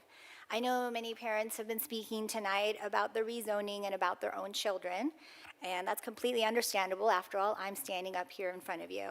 But this decision is bigger than one family or one neighborhood. That's why I'm urging the board to trust and adopt the original plan presented by the staff. It's rooted in data, it's unbiased, and it takes into account the broader needs of our community. On a personal note, my kids have went through 4 different schools in 4 years back to back. They are finally settled and thriving. To move them again, especially apart from their Lena Mill friends, would be deeply disruptive academically and socially. I do not envy your positions, and I thank you for what you are doing, and I trust that you'll choose what's best to serve the entire community. Thank you for your time. Thank you. Our next speaker is Nadia Naji, followed by Zain Naji.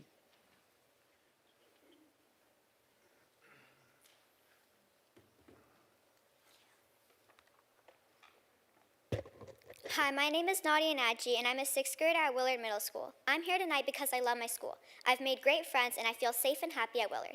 Changing schools would mean starting all over. New teachers, new hallways, and not having my friends around. That's really hard, especially after everything we've already been through. In the past few years, I've had to change schools a lot because of things like COVID and moving. It was tough, but now I'm finally in a place where I feel like I belong. I don't want to lose that. Lena Mill is a close community. We carpool, do after-school activities, and support each other. Please don't split us up. I hope you'll keep us at Willard and go to the original staff plan. Thank you for listening. Thank you. Our next speaker is Zain Naji, followed by Simin Javanfar.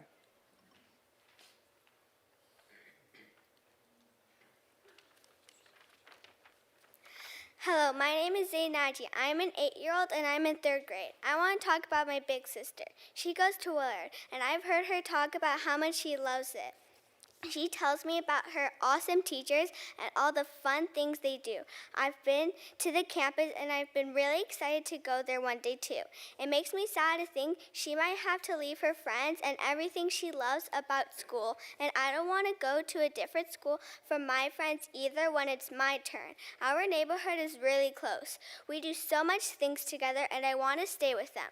Please don't split us up. I hope you let my sisters stay at Willard and keep Lena Mill together.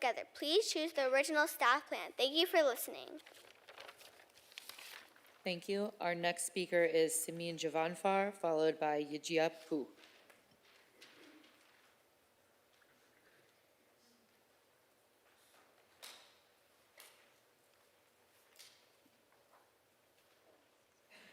No Simin Javanfar. Our next speaker will be Yajia Pu, followed by Jessica Ua. Good evening. It has been nearly a month since Loudoun County middle schooler filmed himself racially harassing a 5-year-old Asian child, mocking his ethnicity while the child cried and begged to be left alone. This act was intentional, hateful, and deeply damaging. And yet, we've seen no public consequences, no accountability, and no leadership from this board. This is not an isolated incident. LCPS reports hundreds of hate speech incidents every single year. This is a crisis. When racism becomes routine and leadership remains quiet, the damage spreads far beyond one child or one family. These students must face real consequences. The schools must take ownership, and this board must act with policy, training, and accountability. Because if you cannot protect a 5-year-old from hate in this community, then you are failing every student you are sworn to serve. Thank you. Thank you. Our next speaker is Jessica Ua, followed by Michael Stansberry. Good evening. My name is Jessica Owa, and I am a sophomore and the advocacy chair of the International Thespian Society at Broad Run High School. The lack of storage in the wood rooms becomes unsafe for everyone, especially when people are crowded backstage. Because many large set pieces have to be stored in the wings, which are rather small, this contributes towards a safety issue, as many actors and crew members, especially in larger productions, must stay backstage. This makes the wing areas crowded and harder to navigate through. In many cases, actors have tripped over set pieces while trying to travel backstage, and while no serious injuries have occurred, the possibility remains. In addition, it impedes on the crew's abilities to perform their duties since they have to maneuver around the other actors to get the set pieces on stage. This has resulted in actors staying in places such as the wood room and costume room to save space, which isn't ideal, especially in the case of the wood room, where there are many tools out in the open, which could lead to further safety issues or accidents. Please consider funding storage for Broad Run's auditorium today. Thank you. Thank you. Our next speaker is Michael Stansberry, followed by Kate Marshallonis.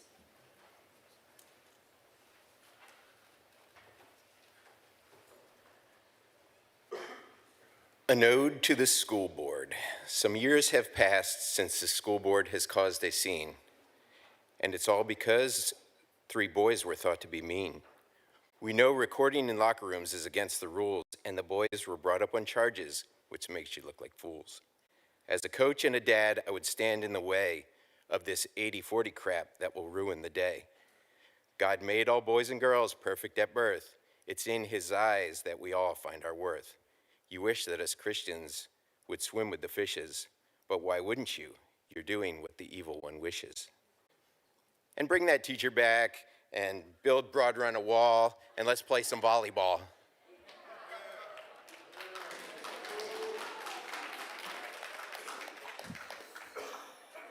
Thank you. Our next speaker is Kate Marshallonis, followed by Lindsay Merritt.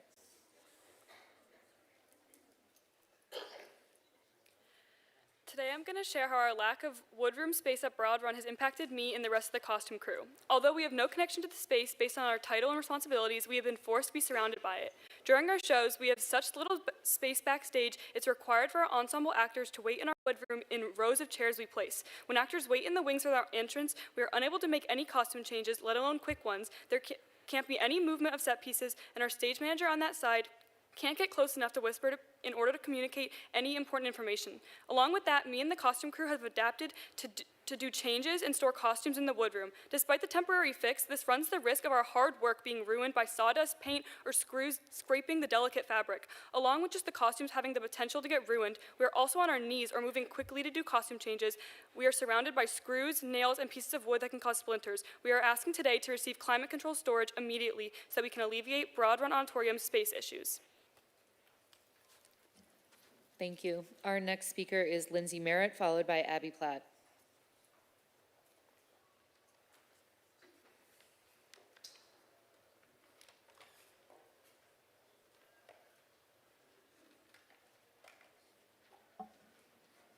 No Lindsay Merritt. Our next speaker is Abby Platt, followed by Kate Hudson. 4 years ago, I came to speak to this board about policy 8040 after my son, then in the 5th grade, had a horrifying experience in the school bathroom. A girl from his class walked in, stood next to him, and stared at his penis while he used a urinal. He was embarrassed, mortified. He came home in tears. Since then, my high school daughter has spent years sharing locker rooms and bathrooms with boys. The toll on our family has been significant. We have been forced to have conversations that no parent should have to navigate, all because of policy 8040, which is titled The Rights of the Transgender and Gender Expansive Students. What about the rights of all the rest of the students? It is disgusting that an entire policy was crafted to placate less than 0.5% of 81,000 students in LCPS, while the other 99% are ignored, sidelined, or even punished for speaking up. And now Title IX is being weaponized to target and harass students who should be protected, not villainized. Enough is enough. This board must represent all students, not just the ones that fit your personal agenda. Our kids deserve better. Thank you. Our next speaker is Katie Hudson, followed by Mohammed Sher.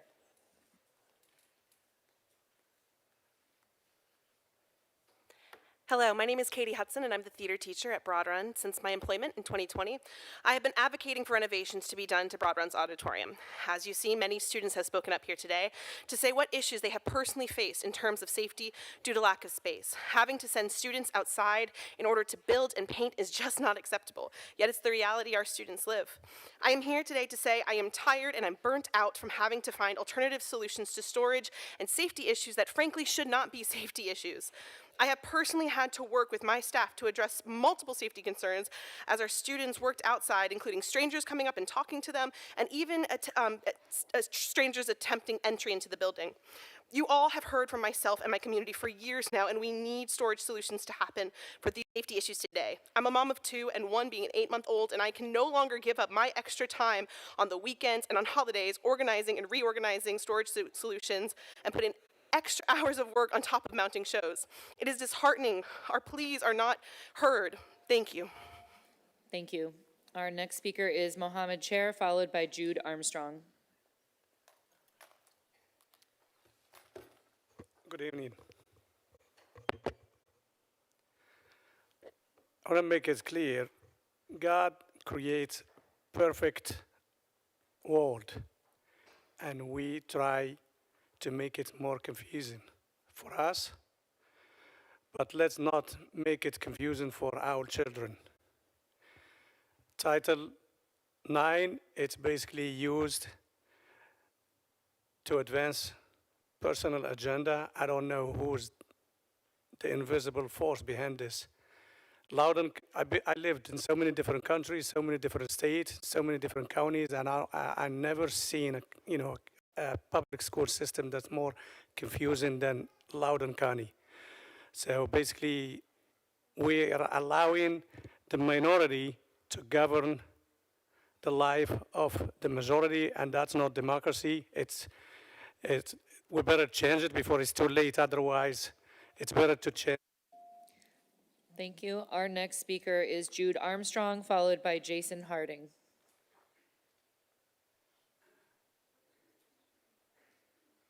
Hi. So how many of you have had a kid run up to you, excited to meet you simply because you're old? With my increasingly white hair, my laugh lines, my chronic pain, I stand out because I'm a 40-year-old trans person. Ask yourself why that is. Don't let politicians twist this moment to attack 80-40 just to win votes. I commend LCPS and ask that you continue to protect trans kids, because if we don't, their best case future might be to become, like me, one of the few rare survivors carrying the stories of those that I have lost. Thank you. Thank you. Our next speaker is Jason Harding, followed by Larry David Ratliff.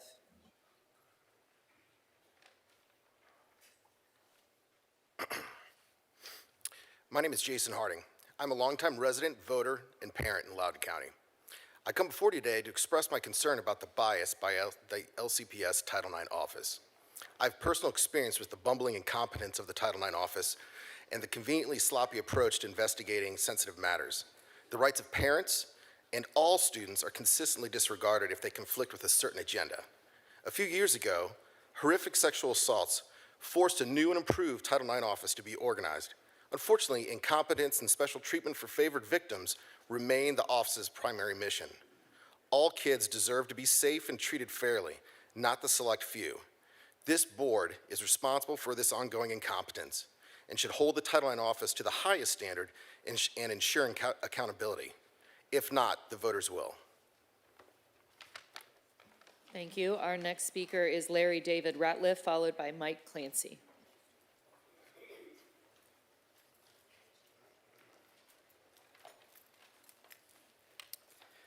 Good evening.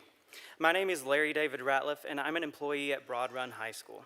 I'm here to ask for equitable spaces for our theater department. We've missed deadlines and wasted time and materials because we lack the proper storage.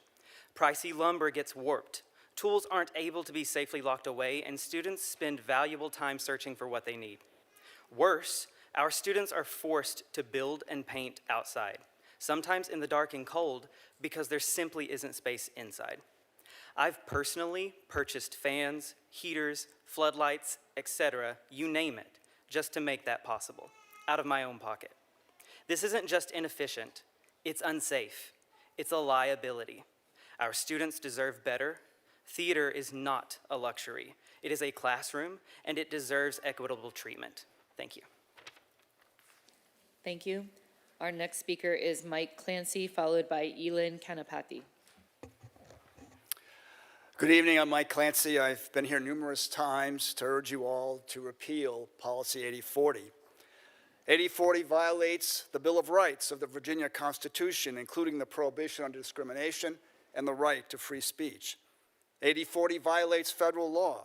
8040 is itself a Title IX violation, and your handling of the investigation is itself a Title IX violation. It's time to restore common sense. It's time to protect the privacy, safety, dignity, and constitutional rights of every student. It's time to bury 8040. Thank you. Thank you. Our next speaker will be Elin Kanapathy, followed by Daniel Brubaker. Hi, my name is Elin. I'm here to express my deep concern about an incident that happened involving male students and a girl student. 3 male students were in the locker room and a girl student entered the locker room and started recording them. When the boys asked and questioned the girl, "Why are you videoing me?" Timekeeper, please stop. Once again, I need to ask you to refrain from targeting, criticizing, or attacking specific students during public comment. Please redirect or generalize your comments. Timekeeper, please resume. Well, I think we all know about the incident that happened, so I'll just continue. 2 years ago, a male student went into a girl's bathroom, and sexually assaulted another girl. Allegedly, LCPS covered it up, and all they did was transferred him to a new school. He did it again. Yes, there was consequences, and there were legal actions taken. 80/40 is a policy that needs to be stopped because it's affecting many students and not just a couple schools, all schools, especially Loudoun County. And Loudoun County is supposed to be a really good county for kids, but this policy is making kids feel so unsafe that they don't even want to go to school anymore. Thank you. Please, no applause. Our next speaker is Daniel Brubaker, followed by Lynn Davis.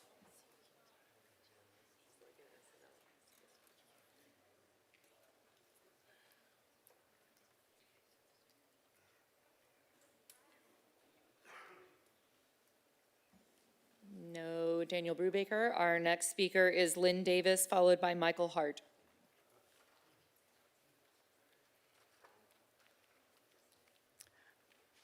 After sitting through 77 speakers, I feel like I have about 100 different comments. The first one is that I don't care if it's less than 0.5% of students that are transgender. They still have rights. And this is the same exact reason that Loudoun County didn't desegregate, because, you know, it was only a few black people. So it's a flawed reason. Additionally, I've heard people come up here and totally misrepresent actions that have happened. Again, I don't want to say who said it, but they just are misrepresenting so many things. And I hope that the truth will come out, and I have to wonder where the separation of church and state is when it comes to pastors at the pulpit ginning up people to come here. Thank you. Our next speaker is Michael Hart, followed by Michelle Staton. Hello. I come here as a taxpayer, a Loudoun County resident, and a Loudoun County parent, and I ask you to immediately end Policy 8040 and fully exonerate the odd number of young men who have been accused of sexual harassment. I'd like to publicly thank Mrs. Deanna Griffiths. I understand from looking in the media and learning about this story that the entire Loudoun County Public School Board was asked to comment on a potential incident. There was one comment made to the public. I come here because I remember about 4 years ago when we still had open comments going on about the potential for Policy 8040. During that time, a teacher spoke up, or a number of teachers spoke up, were improperly terminated, and then the board was ordered to restore them. This is another case. I can't talk the specifics because I'll get cut off. Thank you. No applause. And I have been advised that a rude gesture was made towards one of our previous speakers. We will not be tolerating that kind of behavior. I actually witnessed it. She hit a sign on her way out. She did it to this one too. That speaker did the rude gesture. So what do you got to say? I'm a witness. I saw it. We all saw it. No. What are you going to say? Please let us speak. May I be able to speak, please? Okay. Before you speak, I will remind the audience to abide by our code and our rules. No rude gestures, no heckling, no applause. Our next speaker is Michelle Staton, followed by Samuel Yan. Hi, my name is Michelle, and I'm a mother of 5 children. I want to be at home having dinner with my family, but I have to be here because the Loudoun County schools can't seem to stop making national news for all the wrong reasons. Brave boys that I don't even know are unfairly investigated because you've created policy that allows girls to go into boys' bathroom and locker rooms. Your policy created this abusive situation. You've put our children at risk to appease your own ideology. This is child abuse. You sacrifice the safety and well-being of students in favor of a handful of gender-confused people who wish to become something that they are not. Parents raise children to tell the truth, only to send them off to Loudoun County schools where they'll be shamed and punished for recognizing biological reality. Deanna Griffith, thank you for speaking up for these children. To the rest of you, you are on the wrong side of history. Do not let these boys suffer because of the sins of their school board. Thank you. Thank you. No applause. Our next speaker is Samuel Yan, followed by Tumai Harding. Yes, good evening. I want to talk about the 5-year-old Chinese boy was humiliated, bullied by some Loudoun County students, public school students. That incident suggests that the school board need to re-establish code of conduct for students to extend code of conduct outside school. A police officer without uniform is still student, police. Student outside the school still student. Another incident, videotaping incident, once again tell us that policy 8040 is a big distraction to education, a big divider of the community. The policy should be seriously reconsidered or simply replaced. Thank you. Thank you. Our next speaker is Tumai Harding, followed by Mia Johnson.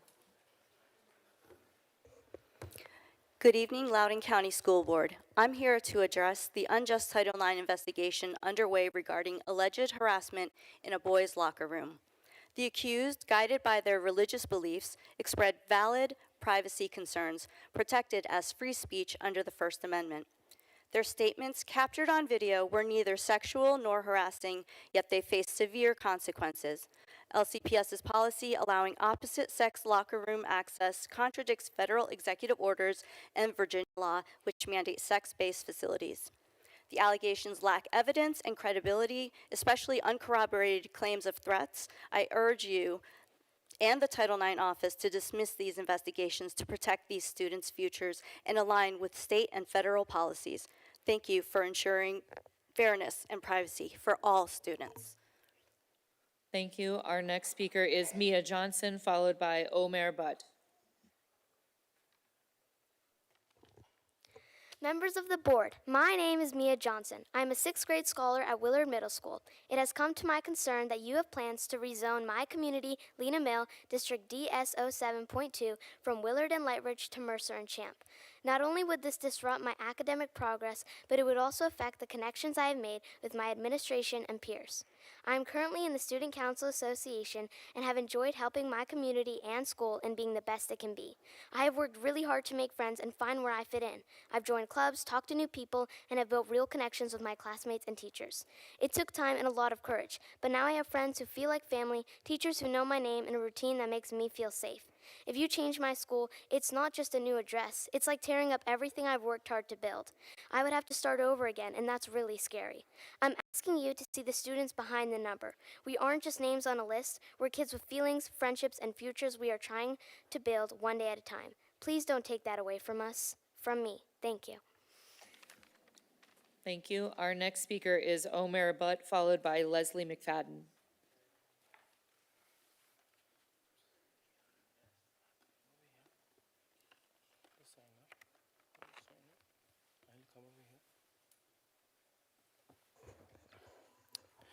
Good evening.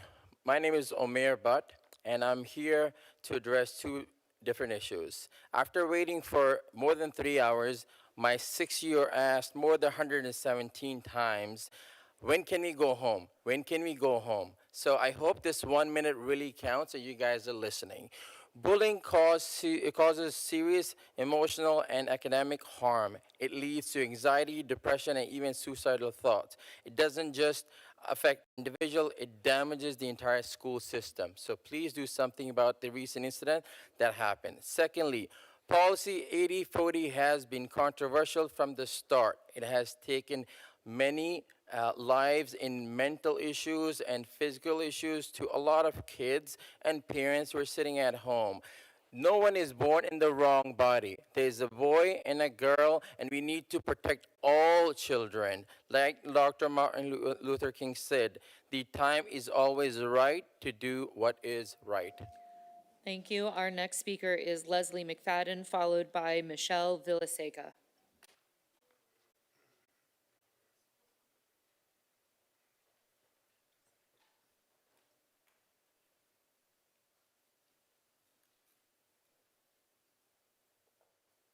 No Leslie McFadden. Our next speaker is Michelle Villaseca, followed by Renee Whitmire.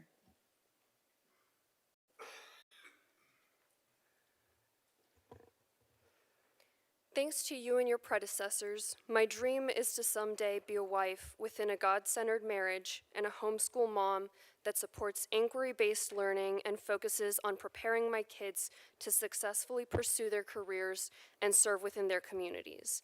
I now understand this is in the best interest of children to keep them mentally, emotionally, and physically safe while they're learning, because you're failing. If I want to raise children that are respectful and curious, I must believe and trust in God alone. As a former student of LCPS, I was taught that scientific discoveries were made by asking questions, to speak up, and collaborate with others who disagree. It saddens me, this is not what this board stands for and is ignoring our community that's spoken against Policy 8040. I pray you recognize my conclusion not to trust this board as a result of the decisions it's made, along with my experience spending over a decade in LCPS. Thank you. Our next speaker, quiet. Our next speaker is Renee Whitmire, followed by Jackson Herbert.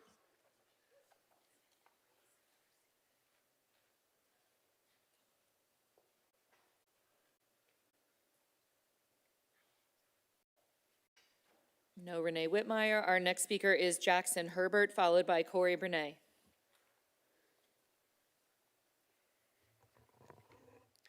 Good evening. I'm Jackson Herbert, and I'm here to speak on boys volleyball in high school. I graduated from Briar Woods in 2023, and I'm currently playing Division I volleyball at George Mason. I've been fortunate enough to have opportunities to play boys volleyball, but it hasn't been easy. To get these opportunities, I've had to cross state lines. My family's had to pay a good amount of money to make this happen. All of high school, I wished to play varsity boys volleyball, but I was never given the opportunity. Schools have the courts, the nets, the poles, and the balls. All the facilities are there to have the sport that has changed my life. Counties around us and states all over offer in high school. Why can't we give boys the same opportunities girls have to play volleyball in high school? Thank you. Thank you. Our next speaker is Corey Bernay, followed by Rebecca Ratliff.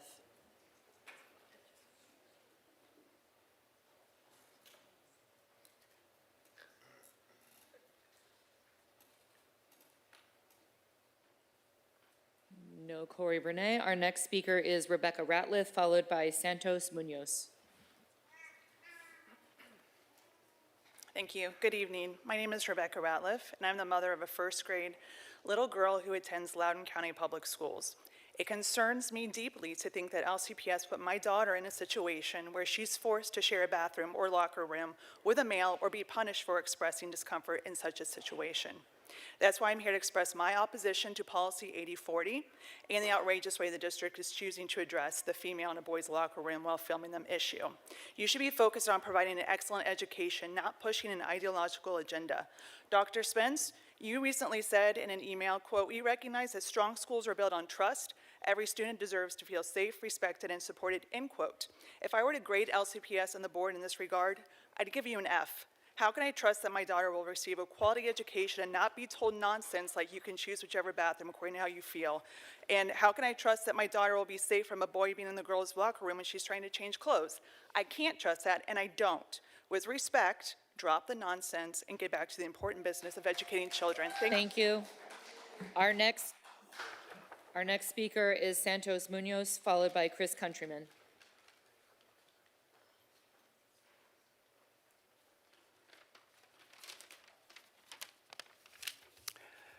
Good evening. My name is Santos Munoz, and I'm talking about Policy 8040. As parents, we want our children to feel safe, respected, and supported in schools. Since the school board adopted Policy 8040 in 2021, many families have raised serious concerns about privacy and fairness. In 2025, January, a federal court ruled that Title IX protects students based on biological sex, not gender identity. In 2023, Governor Youngkin implemented policies to reinforce this, prioritizing student safety and parents' rights. Yet this board is not aligned to these guidelines. Tonight, you can replace this policy with one that prioritizes children's privacy and safety. I urge you to include this as a new business and vote to repeal or revise this policy. By listening to the overwhelming voices, parents are acting decisively, and you can change the course and uphold your responsibility as public servants. Thank you. Thank you. Our next speaker is Chris Countryman, followed by John Pepper.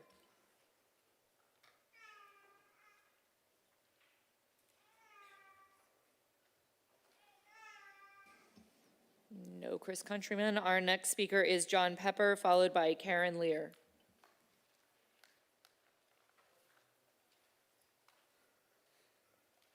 Greetings, my name is John Pepper, and I'm a resident of Kirkpatrick Farms, and we are also part of the Dulles South rezoning. And I've heard the beautiful words spoken by the members of the Lena Mill community. And when looking at plans, the staff plan is a disaster for us because, like Lena Mill, if you go with the staff plan, my daughter loses the ability to be with her elementary school friends when she goes to middle and high school. So I looked at the plans, and the compromise plan is Plan 935. That keeps us where we are, it keeps Lena Mill where they are, and everybody wins and gets to stay with their friends. There is no more dangerous time for kids to lose love of school when they're transitioning to middle and high school, and to be separated as a neighborhood, kids you play with at the pool, kids you've gone to elementary school with. Let's keep our kids together. Let's look and support Plan 935. Thank you guys so much. Thank you. Our next speaker is Karen Lear, followed by Julia Holcomb.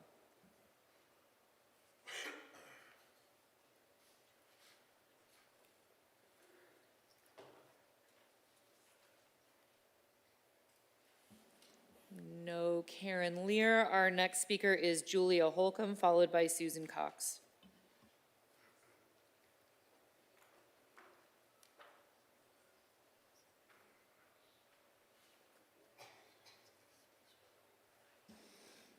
No Julia Holcomb. Our next speaker is Susan Cox, followed by Fred Avila. LCPS in the news again for another scandal. And when you hear the details, you think you're in the twilight zone. Where is the accountability for the violation of the policy against filming in the locker room? What happened to transparency and building trust? Do you still think it wise to keep secrets from parents? This goes against common sense and decency and policies that erode trust, such as Policy 8040. Many constituents think you are not capable or ethical enough to handle issues. So once again, there is an investigation by the Attorney General into LCPS. It seems many on the school board are compromised. Aren't you concerned about filming in private spaces? Don't you care? Where's your empathy? We are your check and balance, and you are letting the community down, especially the students. Trust issues abound. Stop the bullying and intimidation. Wanting privacy in the locker rooms is not hate. Filming in the locker rooms is against your policy. Thank you. Our next speaker is Fred Avila, followed by former Senator Dick Black.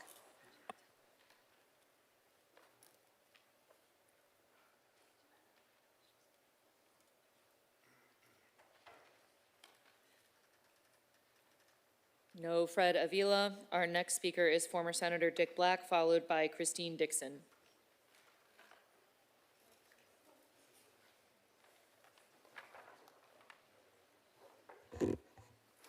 I'm Senator Black, who served on the Education Committee. This board is known for racial and sexual discrimination, and now you're investigating boys who didn't want a girl filming them in the locker room. What is wrong with Loudoun County school system? The U.S. recognizes just 2 sexes, yet you insist on letting students intrude into locker rooms based on gender preferences. 80/40 makes us a laughingstock. It fosters dangerous, hostile environments, violating Title IX of the Civil Rights Act. Sexual assaults have occurred. Citizens can file complaints online at civilrights.justice.gov. Tell the Department of Justice that Policy 80/40 created a sexually hostile environment. It's time we got the Department of Justice involved. Thank you. Our next speaker is Christine Dixon, followed by Sean Murphy.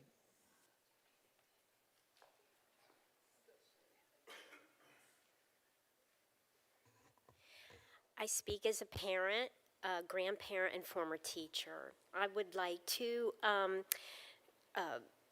talk about 80/40 policy in the hopes of it being abolished. My concerns are that, excuse me for a minute on my phone. My concerns are that we are not giving the best interests of all children in Loudoun County due consideration. I say this in light of the recent locker room controversy. I don't feel that people should be penalized when they're exercising free speech. That doesn't constitute sexual harassment. I think we need to care about bullying in school, but we need to differentiate as teachers and parents and educate our children the difference between being insulted because of a rude comment or true bullying, and we need to define it. Not only that, I think that, we need to also understand that feelings aren't necessarily an indication of truth. Thank you. Our next speaker is Sean Murphy, followed by Amy Riccardi. Thank you. I'm here as the Vice President of Equality Loudoun as an LCPS parent. Policy 80/40 ensures every student is treated with dignity and respect, is firmly rooted in state and federal law, reflects the will of Loudoun voters, and upholds the right of students to be free from discrimination based on their gender identity, including their right to use facilities aligned to their gender, but that it has nothing to do with the incident in question. Nor are our schools investigating or disciplining students for their personal beliefs, thoughts, or opinions. Once again, we see news outlets, faith leaders, and elected officials spreading false and misleading information and exploiting the situation for their own cynical motives. As a parent, I appreciate that LCPS prioritizes student privacy and won't discuss specifics of disciplinary matters publicly. Let's remember that all of our students deserve support, the right to a fair disciplinary process, and not to be made into political talking. Thank you. Our next speaker is Amy Riccardi, followed by Lily Howard.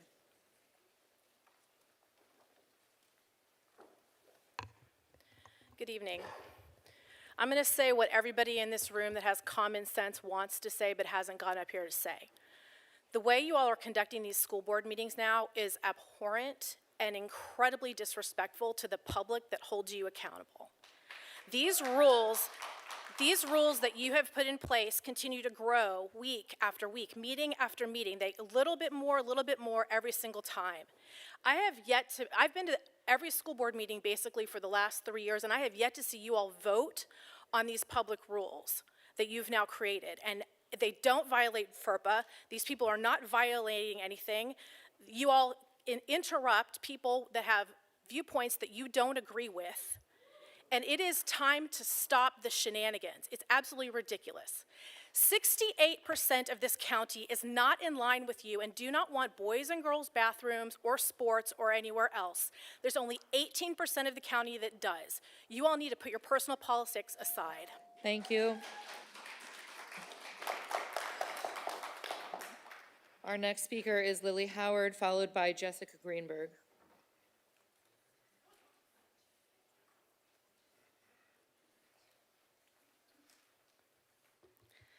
Good evening. I'm Lily Howard, a student at Broad Run and member of Broad Run's theater department. My mom works at a different LCPS school, and I've done many productions over the summer at other schools in the county.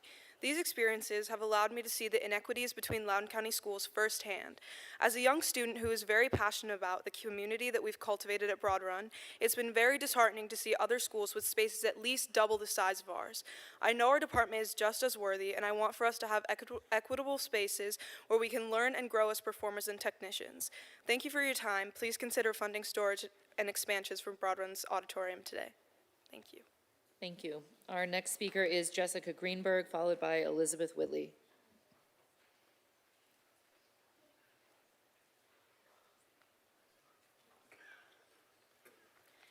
Good evening, members of the school board. My name is Jessica Greenberg, and I'm here today as a mother, an advocate, and a voice for my son because Loudoun County Public Schools have failed him.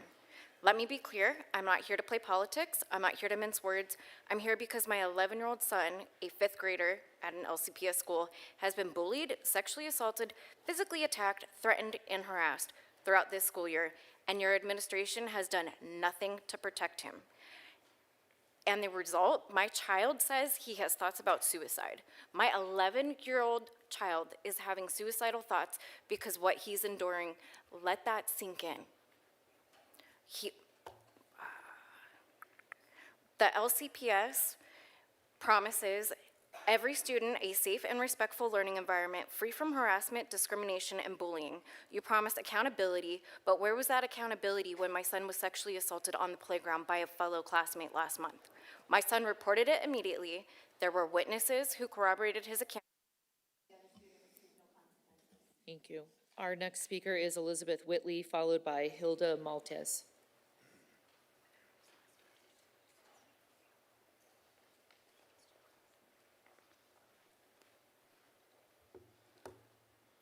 I'm Elizabeth Whitley, a resident of Kirkpatrick Farms. I have 4 children and my family is deeply involved in our schools. Our community is in strong opposition to the staff plan. We are in support of Plan 40, but have compassion for our neighbors and support keeping all communities intact and at their current schools. Plan 935 keeps us and Lena Mill where we are. We have been rezoned multiple times, housed Hovater's entire kindergarten for 2 years, and are always targeted to suffer for the greater good because of a road that goes through our neighborhood. Now we're being asked to shoulder another burden that isn't our fault, and one that fractures our community. Our community's children are already experiencing anxiety around rezoning. Poor planning between LCPS and overbuilding in the county shouldn't create problems that citizens are sacrificed to solve. The staff plan fractures our sense of school community as well as our actual community. A road is not a natural boundary for a community established in 2005, long before wealthier and larger communities were built. Please don't punish us for living on the wrong side of Braddock. Thank you. Thank you. Our next speaker is Hilda Maltez, followed by Heather Gottlieb.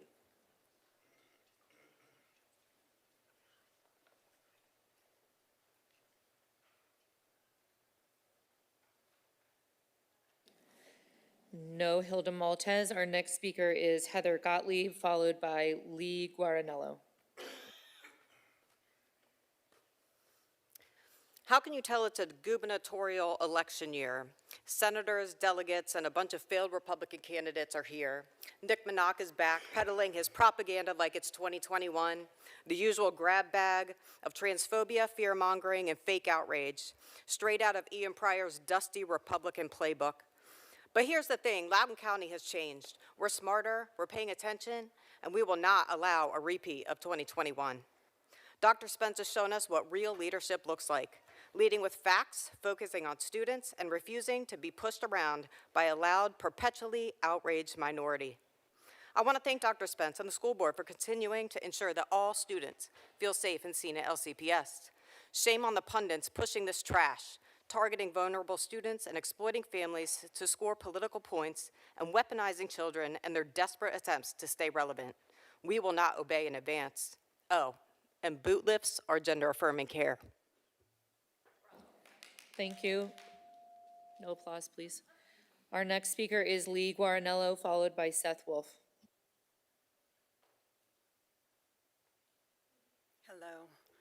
My name is Lee Guarinello. I am board president of Equality Loudoun. I want to thank LCPS for upholding their policies and respecting the dignity and privacy of all students and families. Policies like 8040 send a clear message that all students are welcome and protected. 41% of LGBTQ+ youth have seriously considered suicide in the last year, and only half found their schools affirming. But when schools like LCPS do affirm students, suicide attempts drop dramatically. Reversing policies like 8040 not only puts vulnerable students at risk, it undermines our commitment to engage students with compassion, empower them to grow, and enrich their future by ensuring their right to learn in safety and dignity. Please continue leading with compassion, integrity, and evidence-based decisions. Thank you. Thank you. Our next speaker is Seth Wolf, followed by Michael Rivera.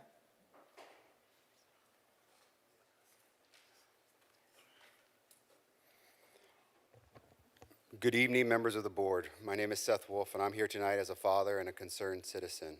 First, thank you for your service. Leadership isn't easy, and I respect the difficult decision you face while making decisions that affect our communities and families. I'm here because I believe protecting our children from policies that can confuse them or harm them, especially regarding complex issues like gender identity. Schools should focus on academics, critical thinking, and character building, free from unnecessary distractions and radical ideology. I urge you to review, revise, and redo any policy not rooted in law, facts, or the best interests of our children. Prioritize compassion, common sense, and rebuild trust between parents and educators. Align Loudoun County policies with state and federal guidelines and mandates. Our children's futures depend on your leaderships today. Please act with clarity and courage to ensure the safety and the success of all children. Protect our children, not our policies. Thank you. Our next speaker is Michael Rivera, followed by Renee Smith.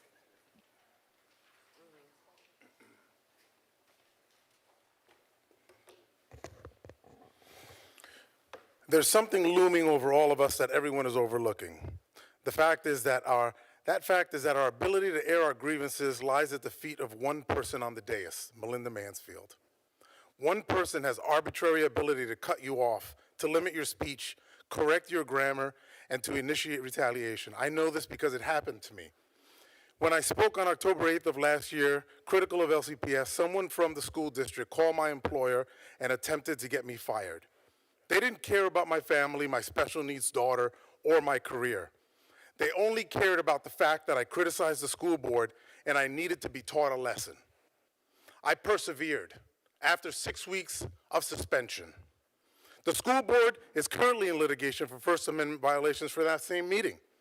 When you vote this November, remember that the school board is supposed to represent us, not silence, retaliate, and litigants against us.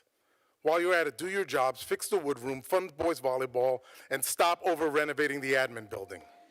Thank you. No applause, please. Our next speaker is Renee Smith, followed by Carrie Kidwell. I am speaking on behalf of my son who is wrongfully accused of a Title IX violation. LCPS claims to prioritize safety, dignity, and respect.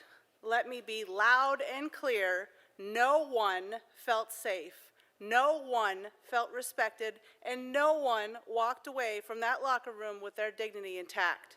Policy 8040 was implemented under the guise that it's helpful, but in reality it's created more problems than it's ever claimed to solve, and it's time we stop pretending otherwise. To Loudoun County parents, what happened to my son and to the others involved could happen to yours. This policy has created a system where schools focus more on managing optics than protecting any of our kids. We cannot stand by while our children's safety and dignity are sacrificed for politics and appearances. I urge every parent to speak up, demand transparency, and insist that policy 8040 be repealed immediately. Our schools must prioritize protecting all students, not punishing them. It's time to take action. Thank you. Our next speaker is Carrie Kidwell, followed by Amy Paul.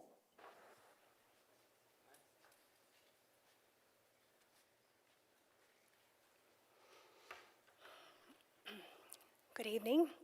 I'm here to speak in strong support of Policy 8040, a policy created with input from experts, data, and community feedback to ensure that all students, including transgender students, are safe, seen, and supported in our schools. Let's be clear. Transgender people exist. They always have, and no executive order, sermon, or headline, or public comment can erase them. We cannot, in good faith, debate policies impacting students if we deny the existence of those very students. That's not discourse, that's dehumanization. We have seen this playbook before: fear-mongering, misinformation, and political theater, all at the expense of vulnerable children. Is happening again, just as it did 4 years ago. Happens to be another governor's election this year. Our kids deserve better, and they deserve schools that protect them and not platforms that are used to exploit them. Let's redirect our energy toward real issues like literacy, food insecurity, apparently theater and volleyball. Thank you very much. Thank you. Our next speaker is Amy Paul, followed by Ann Miller.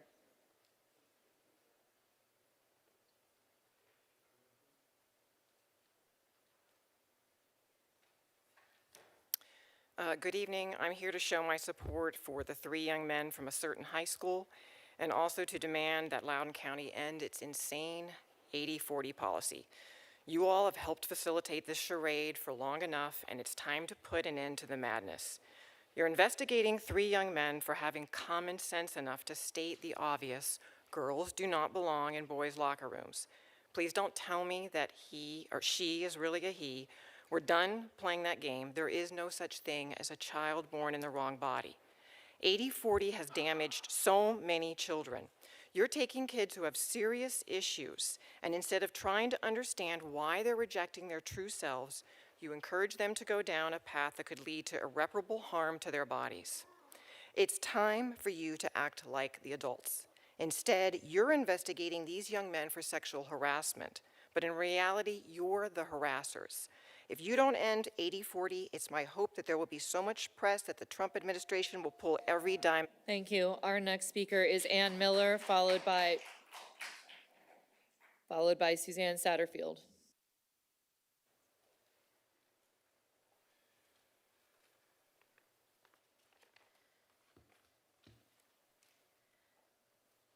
Good evening.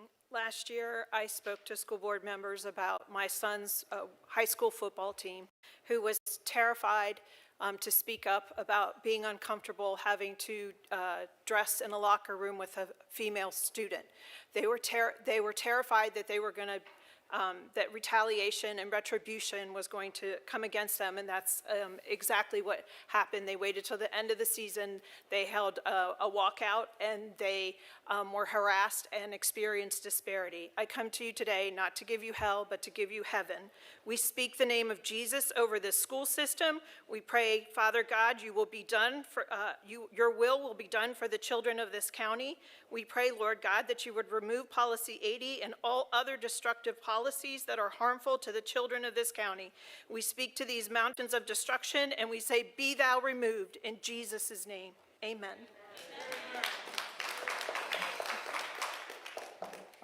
Thank you. Our next speaker is Suzanne Satterfield, followed by Benjamin Calloway Jones.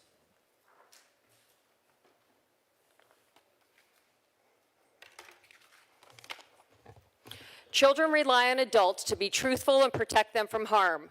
Every girl and boy has the right to feel secure using private spaces without being invaded by the opposite sex. Every day that Policy 8040 remains in play, children are being lied to so that they could be born in the wrong body, can change their sex, and this board and administration actually cares about their safety, dignity, and mental health. You pride yourself on saying you support transparency, yet this very policy states you keep secrets from parents. End harmful Policy 8040 today, or get off the dais.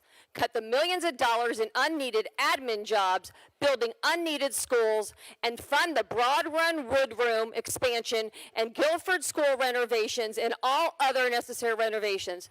Stop pulling apart neighborhoods with unnecessary redistricting. Let the boys play volleyball.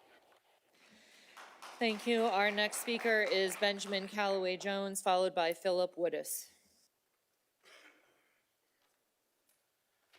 Good evening. My name is Benjamin Calloway Jones. I'm here to speak with you about my desire to bring boys high school volleyball to Loudoun County. I'm a Leesburg resident, and my son Gregory is a 9th grader at Tuscarora. He's a passionate volleyballer who wants to play very competitively, which necessitates a 250-mile weekly commute to play on a boys travel team in Springfield. Many of his teammates attend high schools in Alexandria, Arlington, Fairfax County, and Montgomery County, where they are also able to compete on their boys' high school volleyball teams. Men's volleyball is an increasingly popular sport all around the world, and I hope that we'll provide that opportunity to our high school boys here in Loudoun County.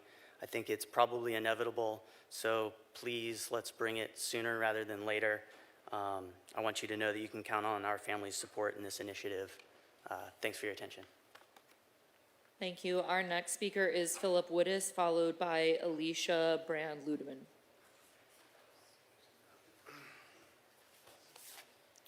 Hey. Look, I want to address this room. As an Englishman, I do find something very funny about this board. This is a school board. You act like the US Supreme Court. I thought your principles were by the people, for the people, and it's a kangaroo message. Timekeeper, stop the time, please. I'm not allowed to say something like that? An objective evaluation of how I see things? Sir, the rules require you to address the members, not the rest of the room. Okay, good. Sorry, people. It's not fair. Timekeeper, please continue. Okay, let me address one member of the board who looks like she's asleep this evening. Dr. Samira Rashid. You, on April the 24th, chaired the Special Permissions Board Committee and denied the appeal for my son to go to Blue Ridge Middle School. I don't think you're impartial enough to sit on that board.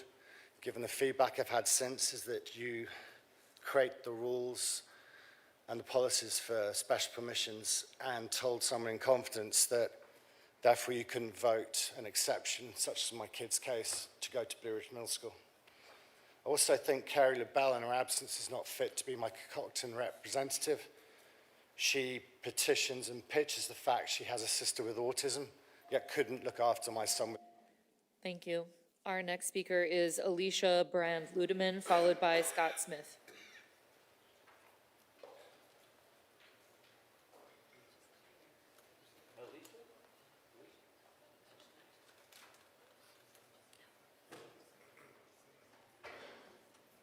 No, Alicia Brand-Ludeman. Our next speaker is Scott Smith, followed by Jessica Smith.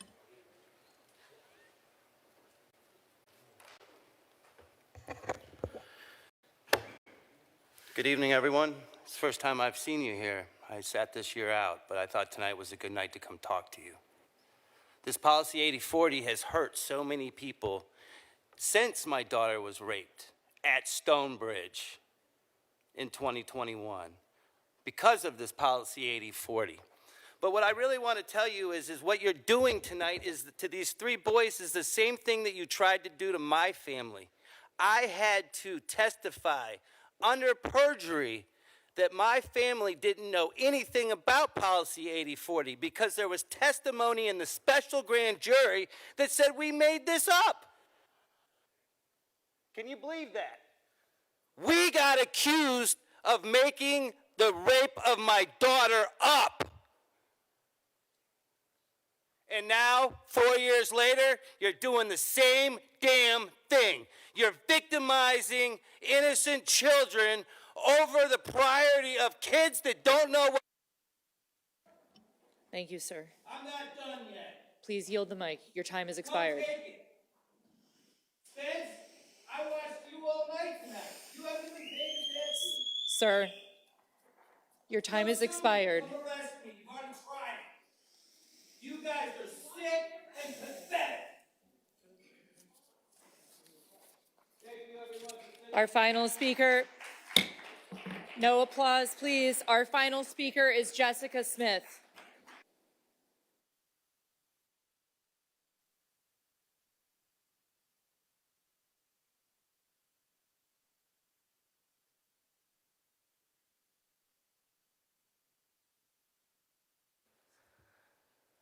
It has been almost 4 years. On the 28th of May, there are only two genders male and female, boy and girl. You know, this is like an SNL skit tonight. We have the gavels going, nobody paying attention, nobody understanding the devastation that you have caused my family personally. Title IX wasn't even in place. There was no Title IX when it happened. There was no Title IX. You still have this administration over here that failed. End Policy 8040. Thank you. That is the end of our public comment list. Thank you all for engaging with the Loudoun County School Board. The board will now take a 10-minute recess.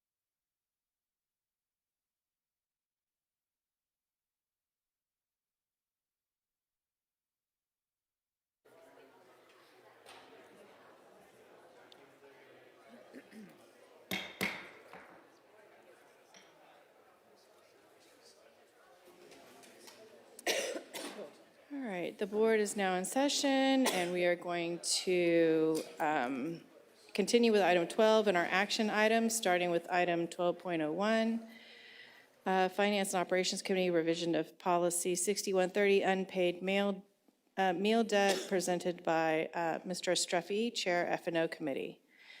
Do I have a motion, Mr. Estreffi?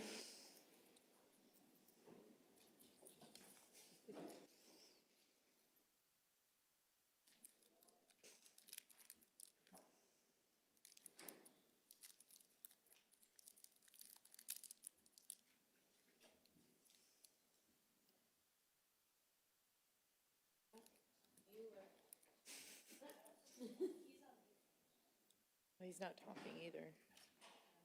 Are we on mute? Yeah. Mr. Estreffi, can you unmute or frozen or? Hold on.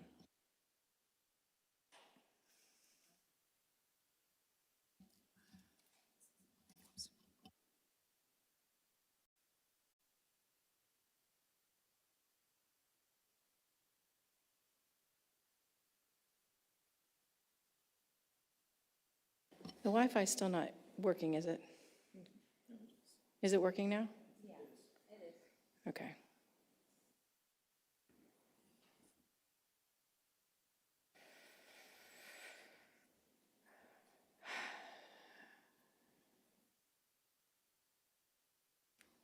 Okay, I'm going to have Vice Chair Donahue, would you go ahead and make a motion? Thank you, Madam Chair. I move that the Loudoun County School Board adopt the Finance and Operations Committee approved revisions of policy 6130 on unpaid meal debt. I have a motion. Do I have a second? Second. I have a second by Ms. Chandler. It's been properly moved and seconded. Ms. Willoughby, since you're here and Mr. Estreffi is not, could you help us remind the board what this is, please? Of course. This policy went through the F&O committee and was brought to the school board with some edits to the policy. The edits was to provide additional definitions related to unpaid meal debt. We also provided additional clarity regarding our communication efforts and our efforts related to when, or what the threshold was whenever we do start our communication efforts, which is when an account becomes $5 or more delinquent. And then we also, at the end, provide additional clarifying information regarding what happens with the unpaid meal debt at the end of the school year. And so that was what was proposed. And then during committee and during the school board meetings, have been discussions regarding edits. And I believe there are some possible motions in board docs. Thank you, Ms. Willoughby. I think we got Mr. Estreffi back on. Do you want to add anything, Mr. Estreffi? Thank you, and apologies for that. Didn't have audio, couldn't hear you all. No, I don't have anything to add. Just was going to, I think Ms. Willoughby covered it. There were two potential amendments that were contemplated when this was an information item. So that's it. All right, I will, I'd like to, since we're having, it's been motion seconded and this is our discussion part, I'd like to make an amendment. I move that on line 55, on the red line, after mail, remove the punctuation and insert in ADA accessible format, period. The communication is also available in multiple languages. So I've made a motion. Do I have a second? Second. I have a second by Ms. Chandler. It's been properly moved and seconded. This is just to kind of make certain that this is in accessible formats and multiple languages, which they pretty much do multiple languages anyway, but this is just to put it in policy to make sure that things are accessible. So we can go ahead. Any other discussion? No? Where's my thing? Oh, here it is. we can go ahead and vote on this motion, and then it'll go back to the base motion. Clerk, please open the vote. Board members, please record your vote. Clerk, please, Arbin, would you please, Mr. Estraffi, would you please state your vote? Yes. Clerk, please close and display the vote. And that motion passes unanimously with Ms. LaBelle abstaining, absent for the vote. And we go back to the base motion. Is there any other discussion? Yes, Ms. Chandler? Thank you, Madam Chair. I also would like to make a motion. I would like to move that on the red line version at line 50, after A, will not be allowed to incur debt for a la carte items, that we add language to include items available to purchase such as chips, beverages, additional entrees, additional meals, etc., and strike line B, are not allowed to charge a second meal. After expressing some concerns with the language as it was initially presented, we worked with staff to develop language that aligns more with our current practice and does not contradict any other provisions of the policy. There's a motion on the floor. Do I have a second? Second. Oh, I have a second by Ms. Chernoff. So the motion's been made and seconded. Is there any other discussion? Do you want to speak to your motion? You kind of did, but do you want to? Okay. Any other discussion? Seeing none, we'll go ahead and move forward with the vote. Clerk, please open the vote. This is for the second amendment. Board members, please record your vote. Mr. Estraffi, would you please state your vote? Yes. Clerk, please close and display the vote. And that motion passes unanimously. We'll now go back to the base motion as amended by both amendments. Is there any discussion? Seeing none. Clerk, please open the vote. Board members, please record your vote. Clerk, please close. Oh, sorry. Mr. Estraffi, please state your vote. Yes. Ms. Chandler?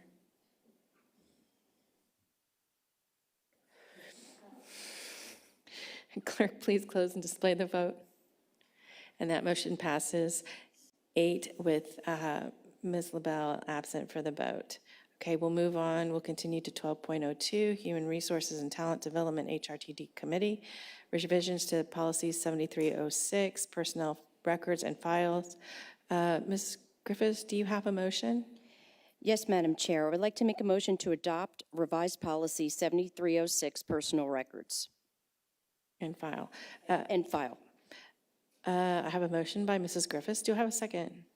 Second. I have a second by Vice Chair Donahue. It's been properly moved and seconded.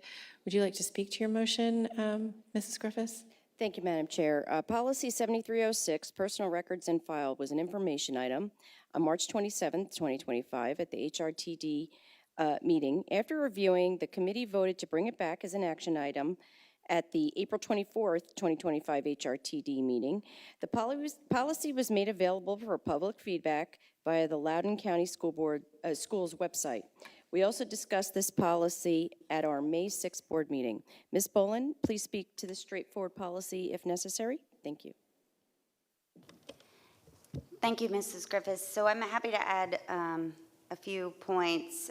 Policy 7306 provides the framework for the proper maintenance, confidentiality, and accessibility of personnel records for all LCPS employees. Its original intent was straightforward: to ensure complete, accurate employee files and offer a process for employees to correct factual inaccuracies. The proposed revisions to this policy are part of a broader strategic effort to create clarity and consistency across policies governing employee complaints and grievances. And to ensure alignment with this effort, the proposed revisions, which begin in Section G, clarify that requests to amend or remove records must be based on a factual inaccuracy. such as incorrect dates or other objective errors, not as an avenue to challenge past employment decisions. Recognizing that our revisions aim to clarify the intent of this policy, we did also add Section H, which directs employees to the appropriate grievance and appeals policies when seeking to rebut or challenge a disciplinary action. And I'm happy to answer any questions if there are any. Thank you, Ms. Poland. Board members, do you have any questions, any discussion? Yes, Ms. Chernoff. Thank you, Madam Chair. I have a slight amendment, so I would like to move that on the red line version, line 33, we strike the word authorizes and replace it with may authorize, and on line 34, after employment, add where consistent with applicable laws.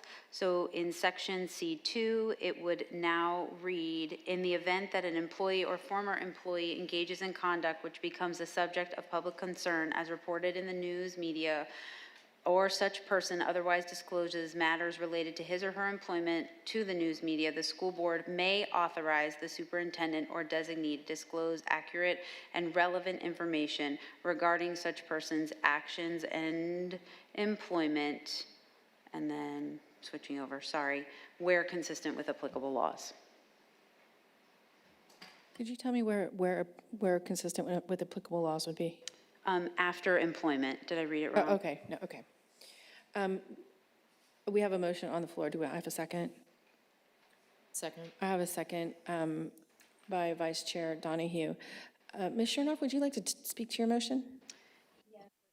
Yes, thank you, Madam Chair. I apologize for the late arrival of this amendment. I was contemplating whether or not to do that and having some discussions with other board members, but just given our conversation about what our best practices already are, I think this language just tightens it up. It also, the way it read to me seemed funny that a policy would authorize that for all situations for the superintendent, and I just feel like this puts a shared accountability on both the school board and the superintendent, as we may authorize in a case-by-case basis.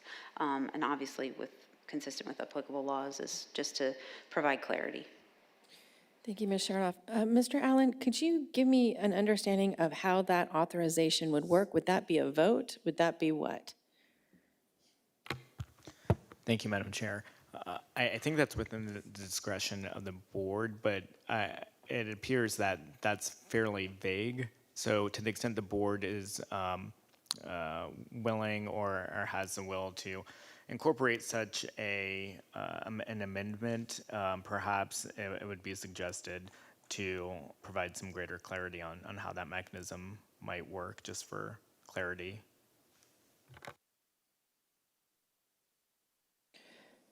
Dr. Spence, do you have any?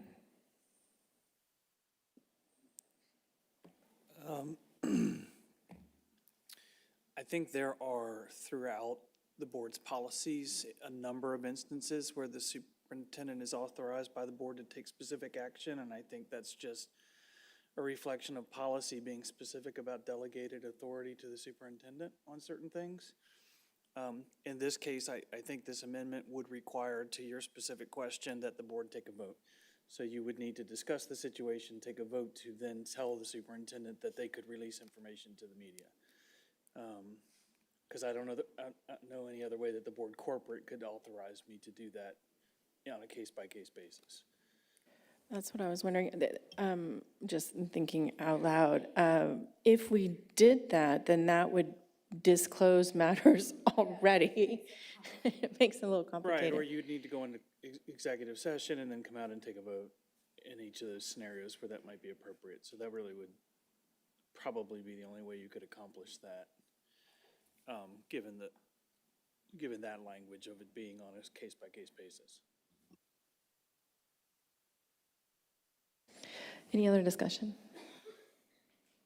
Could you tell me the line again?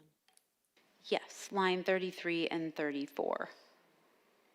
234, okay. No, 33 and 34. You said May? Yeah, section C2, and then it says, Where do you put so we would strike the word authorizes and replace it with may authorize. Ms. Chandler. Thank you, Madam Chair. I'd like to ask Mr. Allen if there are any other places that are specific to this exact issue where it's already codified. Thank you, Ms. Chandler. Not to my knowledge, we can certainly look into that, but not off the top of my head, am I aware of any specifics, to the extent there's like a subpoena per se, or where it's legally required, that would be a different story where compliance would be compelled. But I'm not sure about my recollection, but I was wondering if it would have been in the superintendent's contract.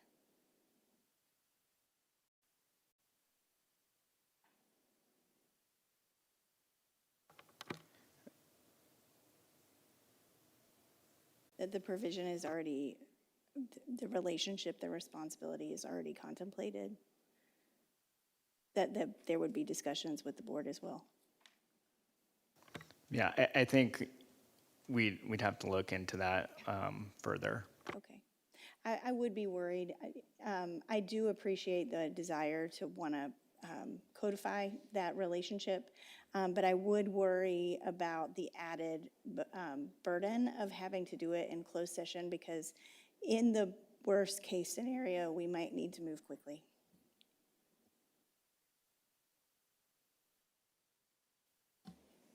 Any more discussion? Yes, Vice Chair Donahue. Thank you, Madam Chair. I share Ms. Chandler's concerns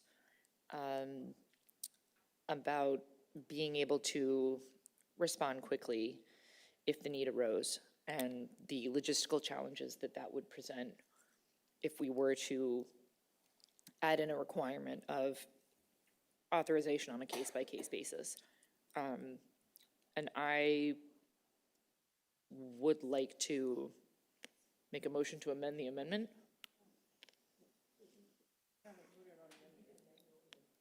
I know. Oh, okay. Sure. I move to amend Ms. Chernoff's proposed amendment to not, so that it would read, after employment, adding in, what did you say? As consistent with law, where consistent with applicable laws. So then you would keep that, but not put the may authorizes. Yes. Okay, so just delete the may, but keep the other. Yes. So lines 33 to 34 would read, the school board authorizes the superintendent or designee to disclose accurate and relevant information regarding such person's actions and employment, comma, where consistent with applicable law. Okay, we have a motion on the table to amend the amendment. Do I have a second? Second. Okay, I have a second by Ms. Chandler. So now for the discussion part. Mr. Streffy, I don't want to leave you out. I might have even though your face is right in front of me, I still might miss. So if you want to say something, raise your hand or something.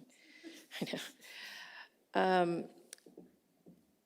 So, Mr. Allen, I'm wondering if there's any way that it wouldn't be contemplated by law, applicable law, or against applicable law.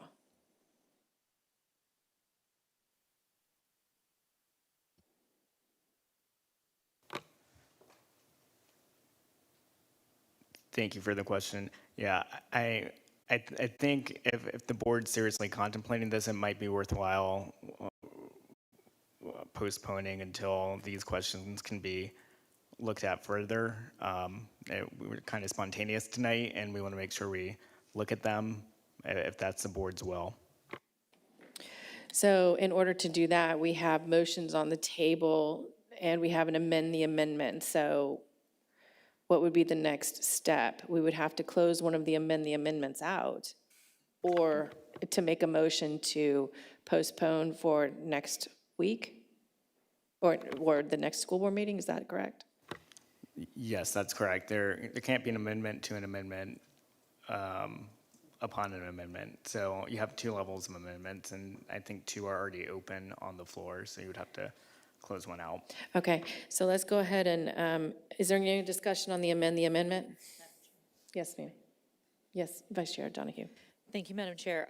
I just wanted to ask Ms. Boland if there would be any concern from staff's perspective if we were to postpone approving these revisions.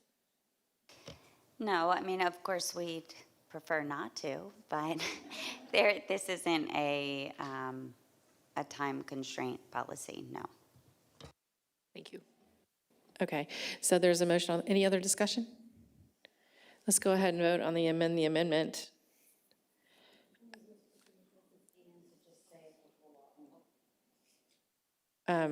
Okay, so clerk, please open the vote. Board members, please record your vote.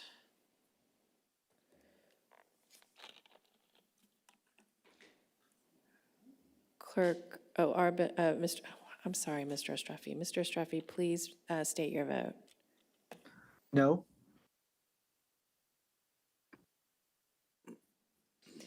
Clerk, please close and display the vote.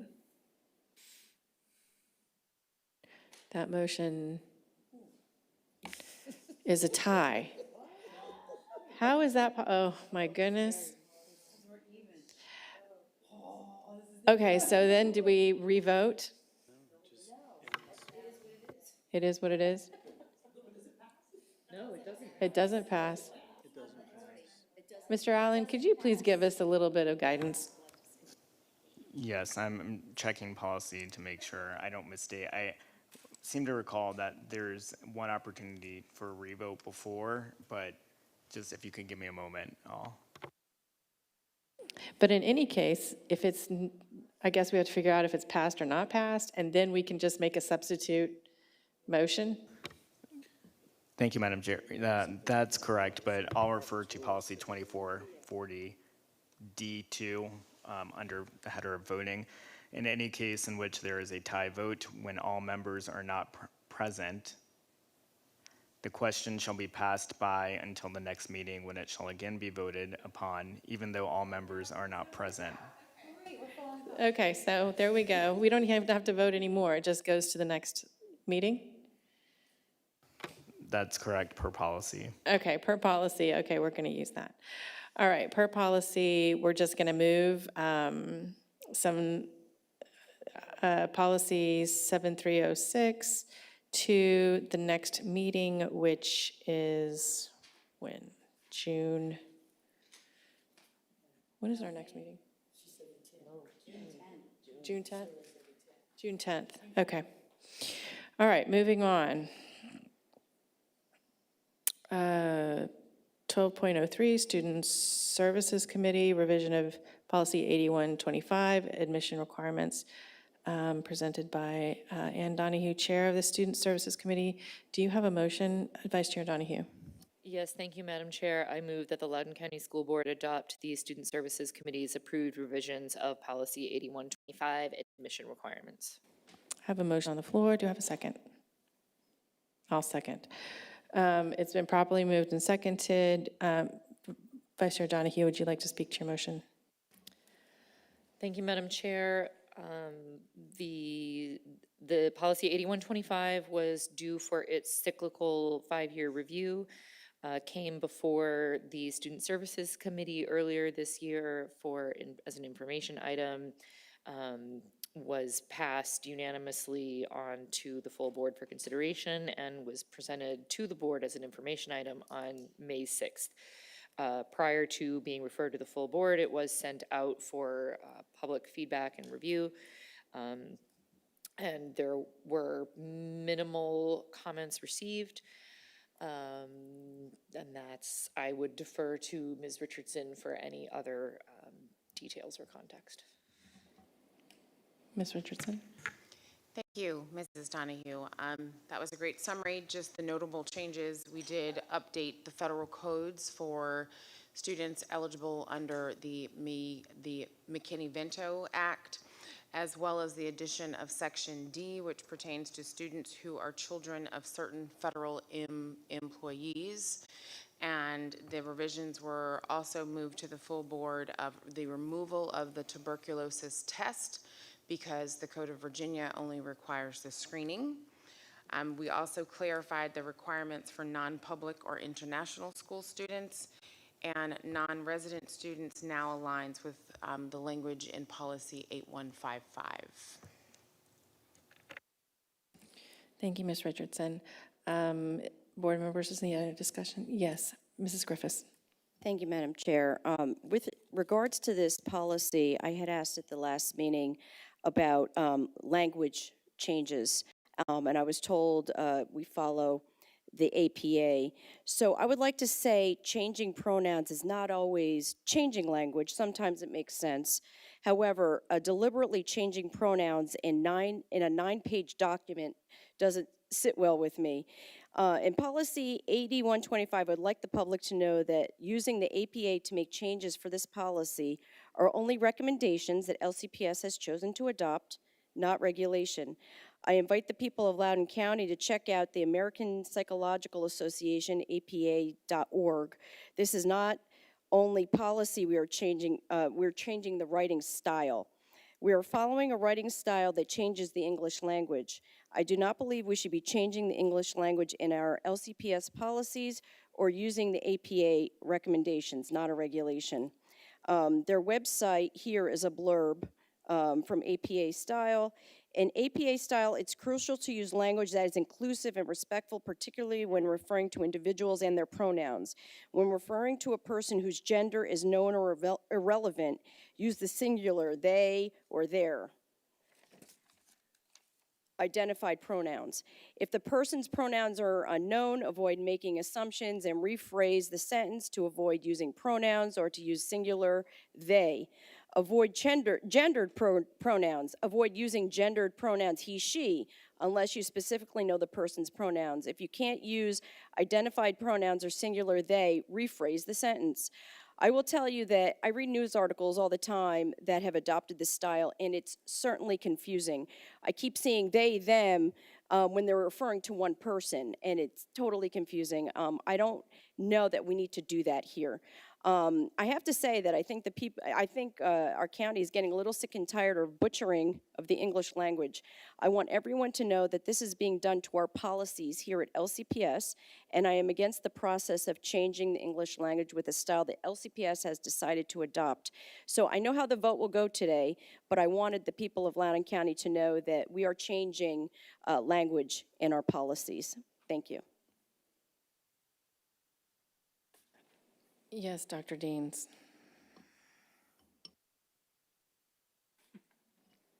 I just wanted to note and ask Mrs. Richardson, would we need to cross-reference Section 8, A and B, with the admissions policy that the Office of School Administration has before us at this time about students who are expelled or on long-term suspension? These two policies are not saying the same thing, so maybe since we haven't voted on ours yet, if we vote on this one tonight, there needs to be some consideration of cross-referencing the wording with with Office of Student, Mrs. Scanlon. Ms. Scanlon. Yeah. It's SBAC, correct? SBAC, yeah. The SBAC policy that we now have on the table. Yes, the Department of Student Services will certainly work with school leadership on policy 8225. I'm not sure the status of that policy. Is it going to be coming before the board so that we know which sections need to be cross-referenced? But we're certainly happy to do that, Dr. Deans. Okay. I'll share with you because it was a discussion, a big discussion in SBAC this week, and Carrie's not here to speak to it, but I wanted to bring it before us so that we won't have two policies that conflict in any way. Thank you, Dr. Deans. I think I actually brought that up at the Student Services meeting when we did this. But I think that they thought that they did something, they checked something out, and it was going to be fine, but maybe just check it again, because my memory's not so great. So if that's going to be the case, then we wait on this policy too?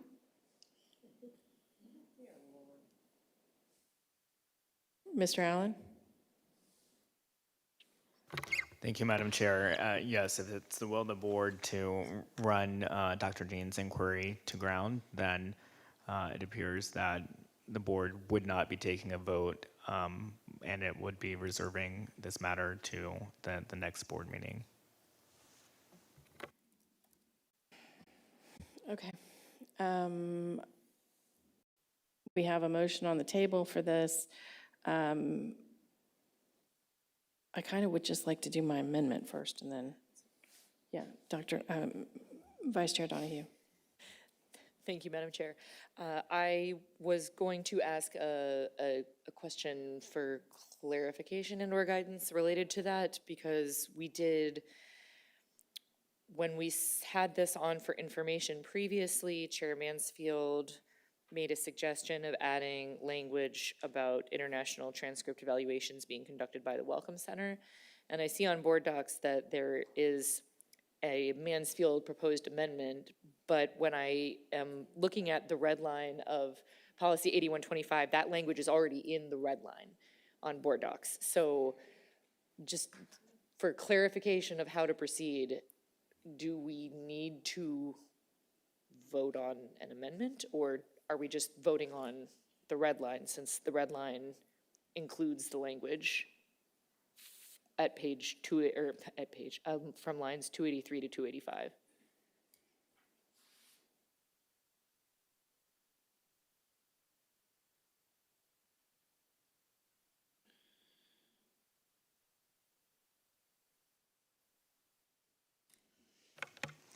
Thank you, Mrs. Donahue, for highlighting that. We had the discussion in committee in April about the process that we currently have through the Welcome Center for International Transcripts.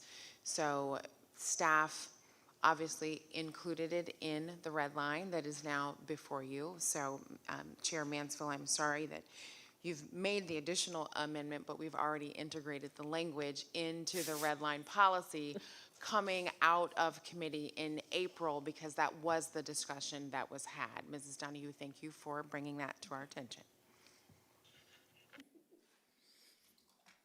No need for an amendment. Okay, so there's no need for amendment, so we can just wait. Then someone needs to make a substitute motion to postpone this to next June 10th, correct? At least? Yes, Dr. Deans. I just wanted to share with, Wes, it's 8225.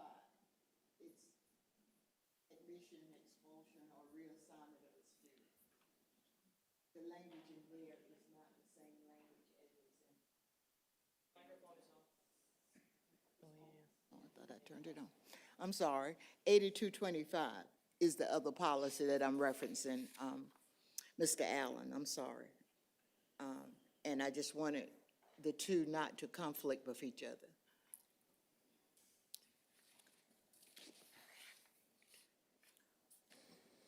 Okay, so in order to move this forward or wait, if we want to wait on it, then someone needs to make a motion. What? Dr. Rashid. Chair Mansfield, I'd like to make a motion to wait on this till the next meeting so we can have better clarification. Okay, I have a motion to postpone until June 7th so we get clarification. Do I have a second? Second.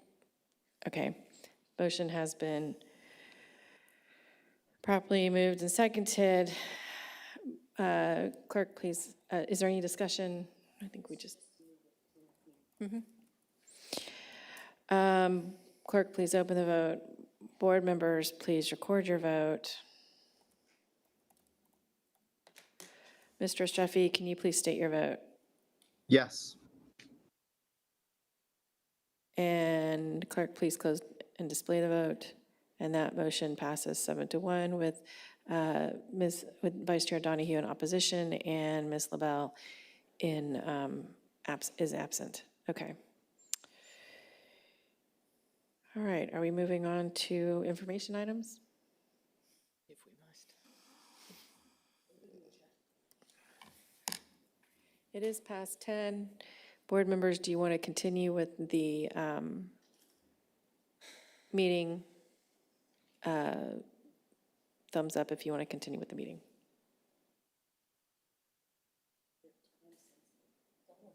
We finished the time sensitive, right,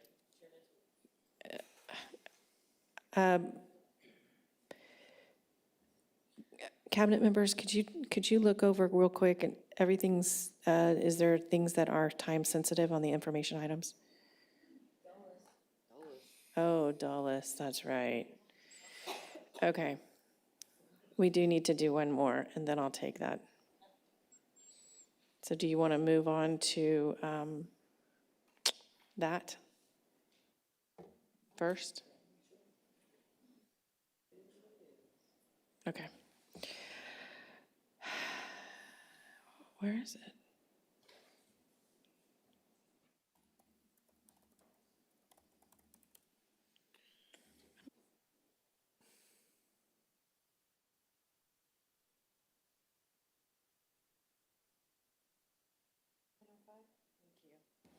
Okay, we'll move on to 13.05 first, then I'll, Department of Support Services, Dulles South Secondary School Attendance Zone, presented by Ms. Tate, Director of Planning and GIS Services. Ms. Tate.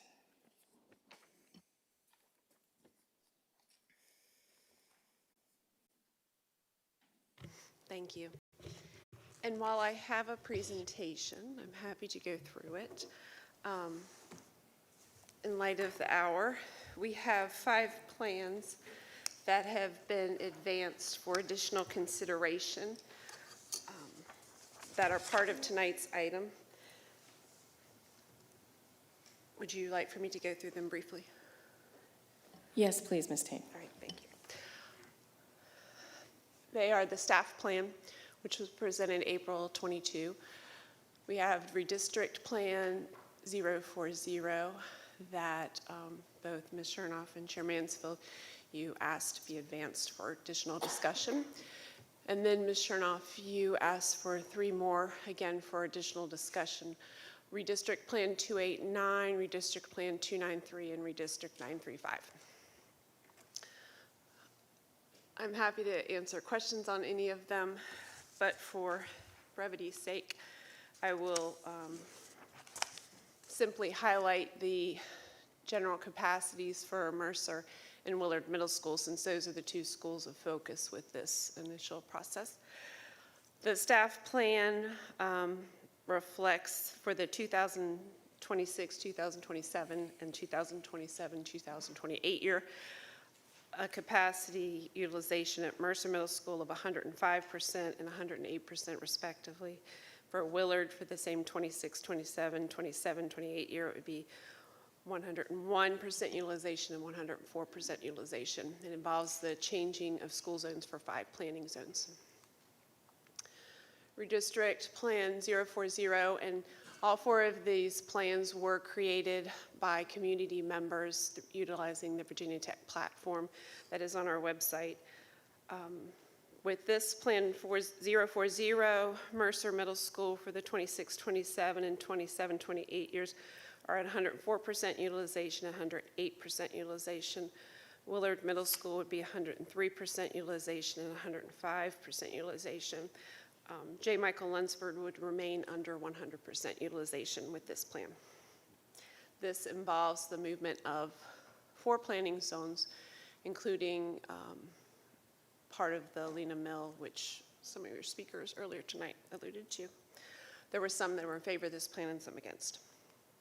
Redistrict Plan 289 involves the changing of 1, 2, 3, 4, 5, 6, 7, 8 planning zones. It's long, sorry, I'm counting.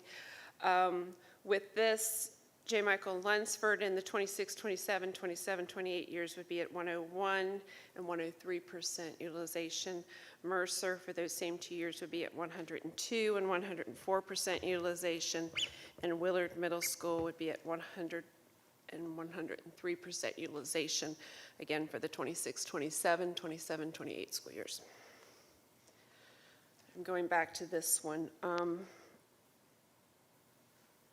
This plan, just for awareness for board members, does not keep all of the Pine Brook community together. This was a question that was asked by Ms. Chernoff.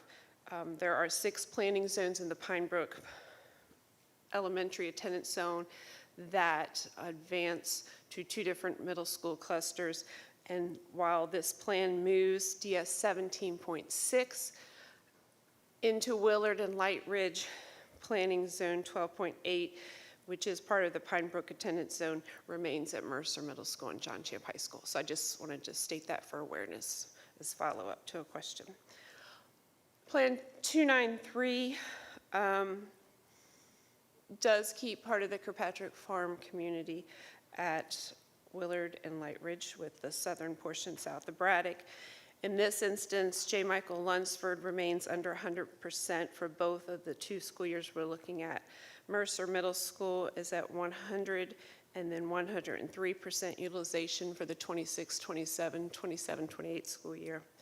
And Willard Middle School would be at 105 and 108% utilization for those same 2 school years. Plan 935 involves the movement of 3 planning zones. With this plan, J. Michael Lunsford would be at 98% utilization in the 26, 27 year and 100% in the 27, 28 year. Mercer would be at 101 and 105% respectively. And then Willard would be at 103 and 106% utilization. I do want to point out with this plan, moving planning zone DS 12.1, that actually bisects the Buffalo Trail Elementary School. And so Buffalo Trail, with this plan, should it be adopted, would then proceed to 2 different clusters. Planning zone 12.1 would be the only Buffalo Trail planning zone that would not remain at Willard and Light Ridge. It would instead move to J. Michael Lunsford and Freedom. Likewise, unlike the other 4 plans, this one would actually keep Cardinal Ridge Elementary School as a split feed, because planning zone 16.1 would remain at Mercer and John Champ. DS 9.1 and 9.3 would move to Mercer, or sorry, would move to J. Michael Lunsford and Freedom. But I just bring that up because those were conversations that the board has talked about in the past. We have a briefing and public hearing, the final one before you're scheduled to take action on June 10. The briefing is June 2. Be here in this room, televised live. Advanced speakers sign up will begin late next week. We're continuing to receive questions and comments in the packet of information left for you tonight. You have large copies of the maps. You have large copies of the rationale that was provided for the other plans besides the staff. You've received copies of all the questions and answers that we have responded to from the public, including one from Chair Mansfield that we couldn't answer. My only other comment, and then I will stop, is that on June 10 at your board meeting, the process would be that you would entertain a motion for adoption of any of these potential 5 plans, including any modification to those plans. To introduce any additional new plan would require a suspension of the rule and 2/3 majority in order to move that forward. We will certainly go through these plans in more detail at your request at the June 2, and I will stop in light of the hour. But happy to answer questions. So I have a question. Ms. Tate, what is better? Decreasing the percentage of kids who are at this, like the amount of base capacity utilized or keeping feeder schools cohesive, like together.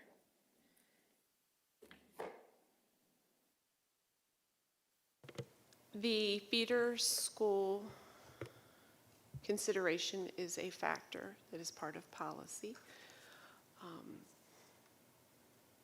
Utilizing schools efficiently is part of the policy. As we have talked about at our previous meetings and the work sessions, some of the factors do conflict with one another. And what may be a strong desire of one board member to support a given factor may be counter to another board member. Attendance zones, as you've observed already, are not easy and not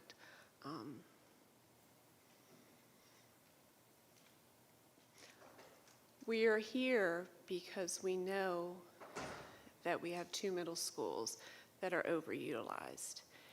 And it's not, in my opinion, it is not something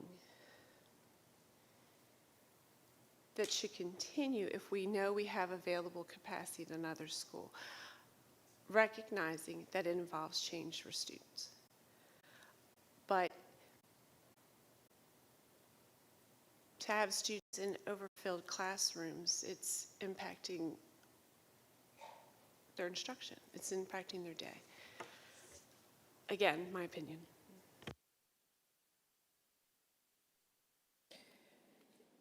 Yes, Dr. Rashid.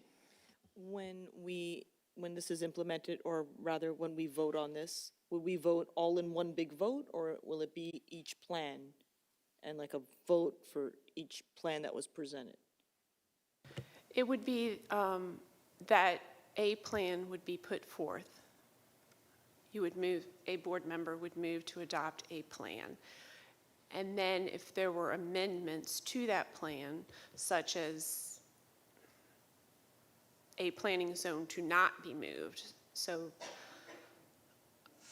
I'm trying not to pick a plan. Let's say somebody moved to adopt the staff plan, and then a motion was made to amend it to keep.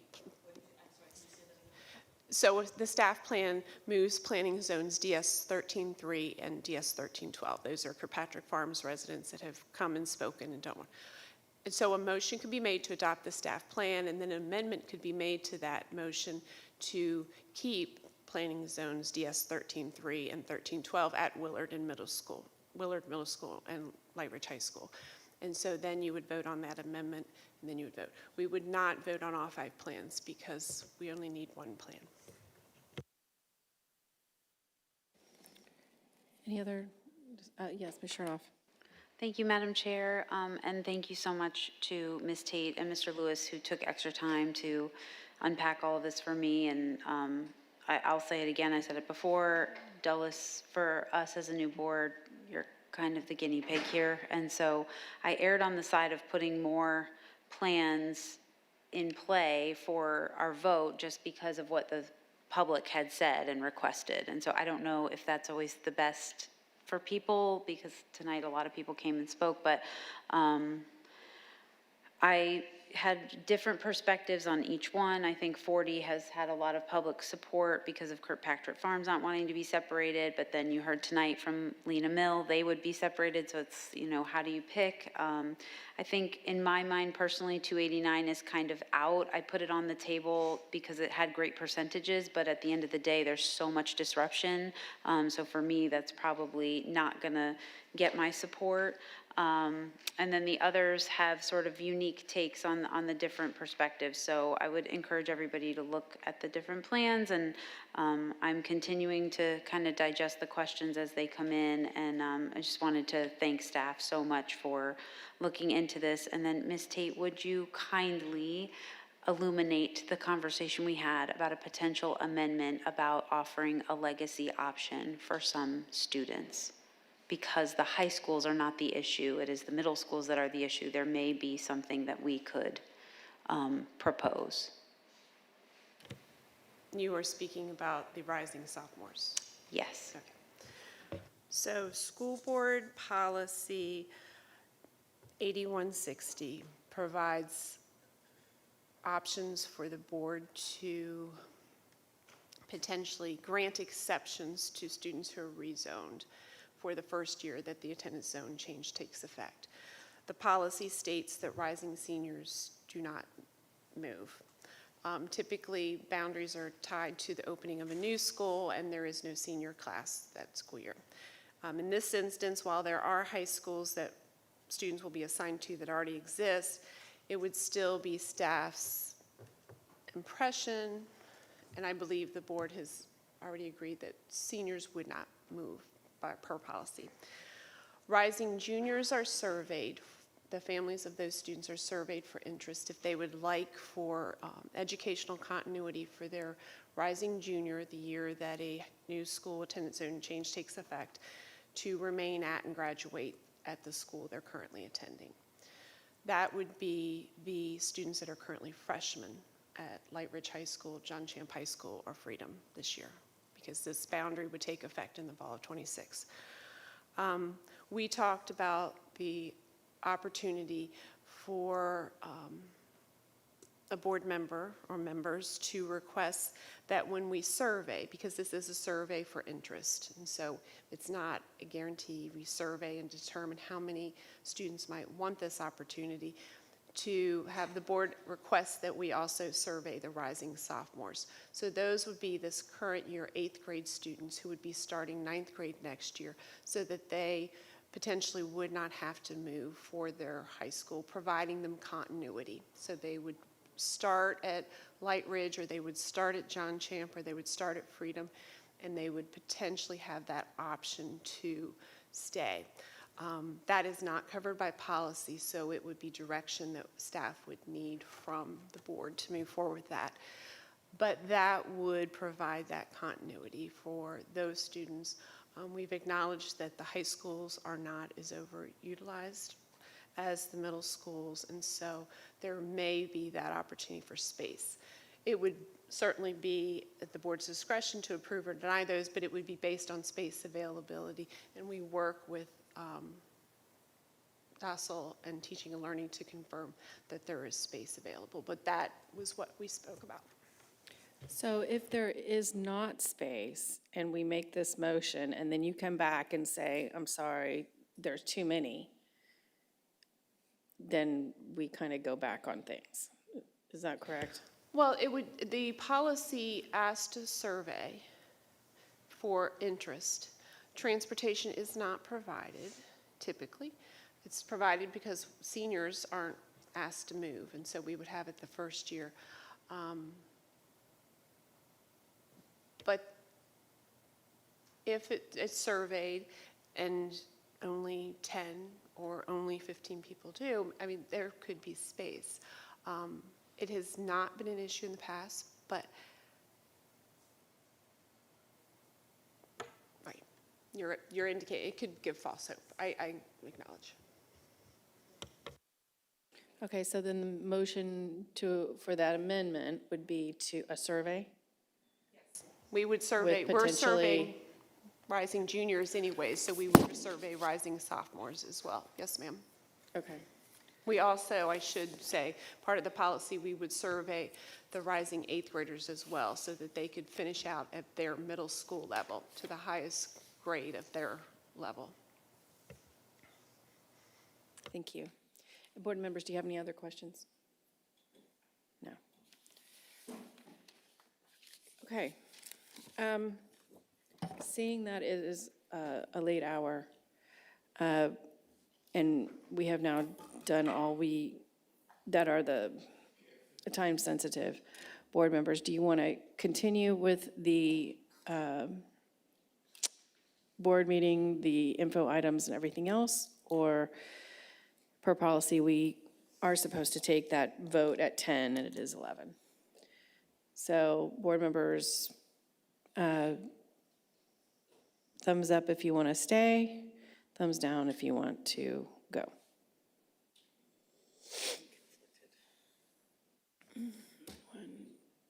Huh? It would be closing out one, two. Oh, Arbin, okay, that's majority to stop.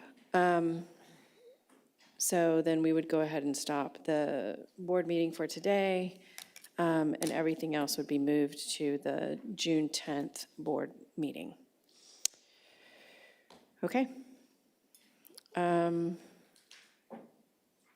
Thank you for coming, and the board, no more business, so the board meeting is now adjourned.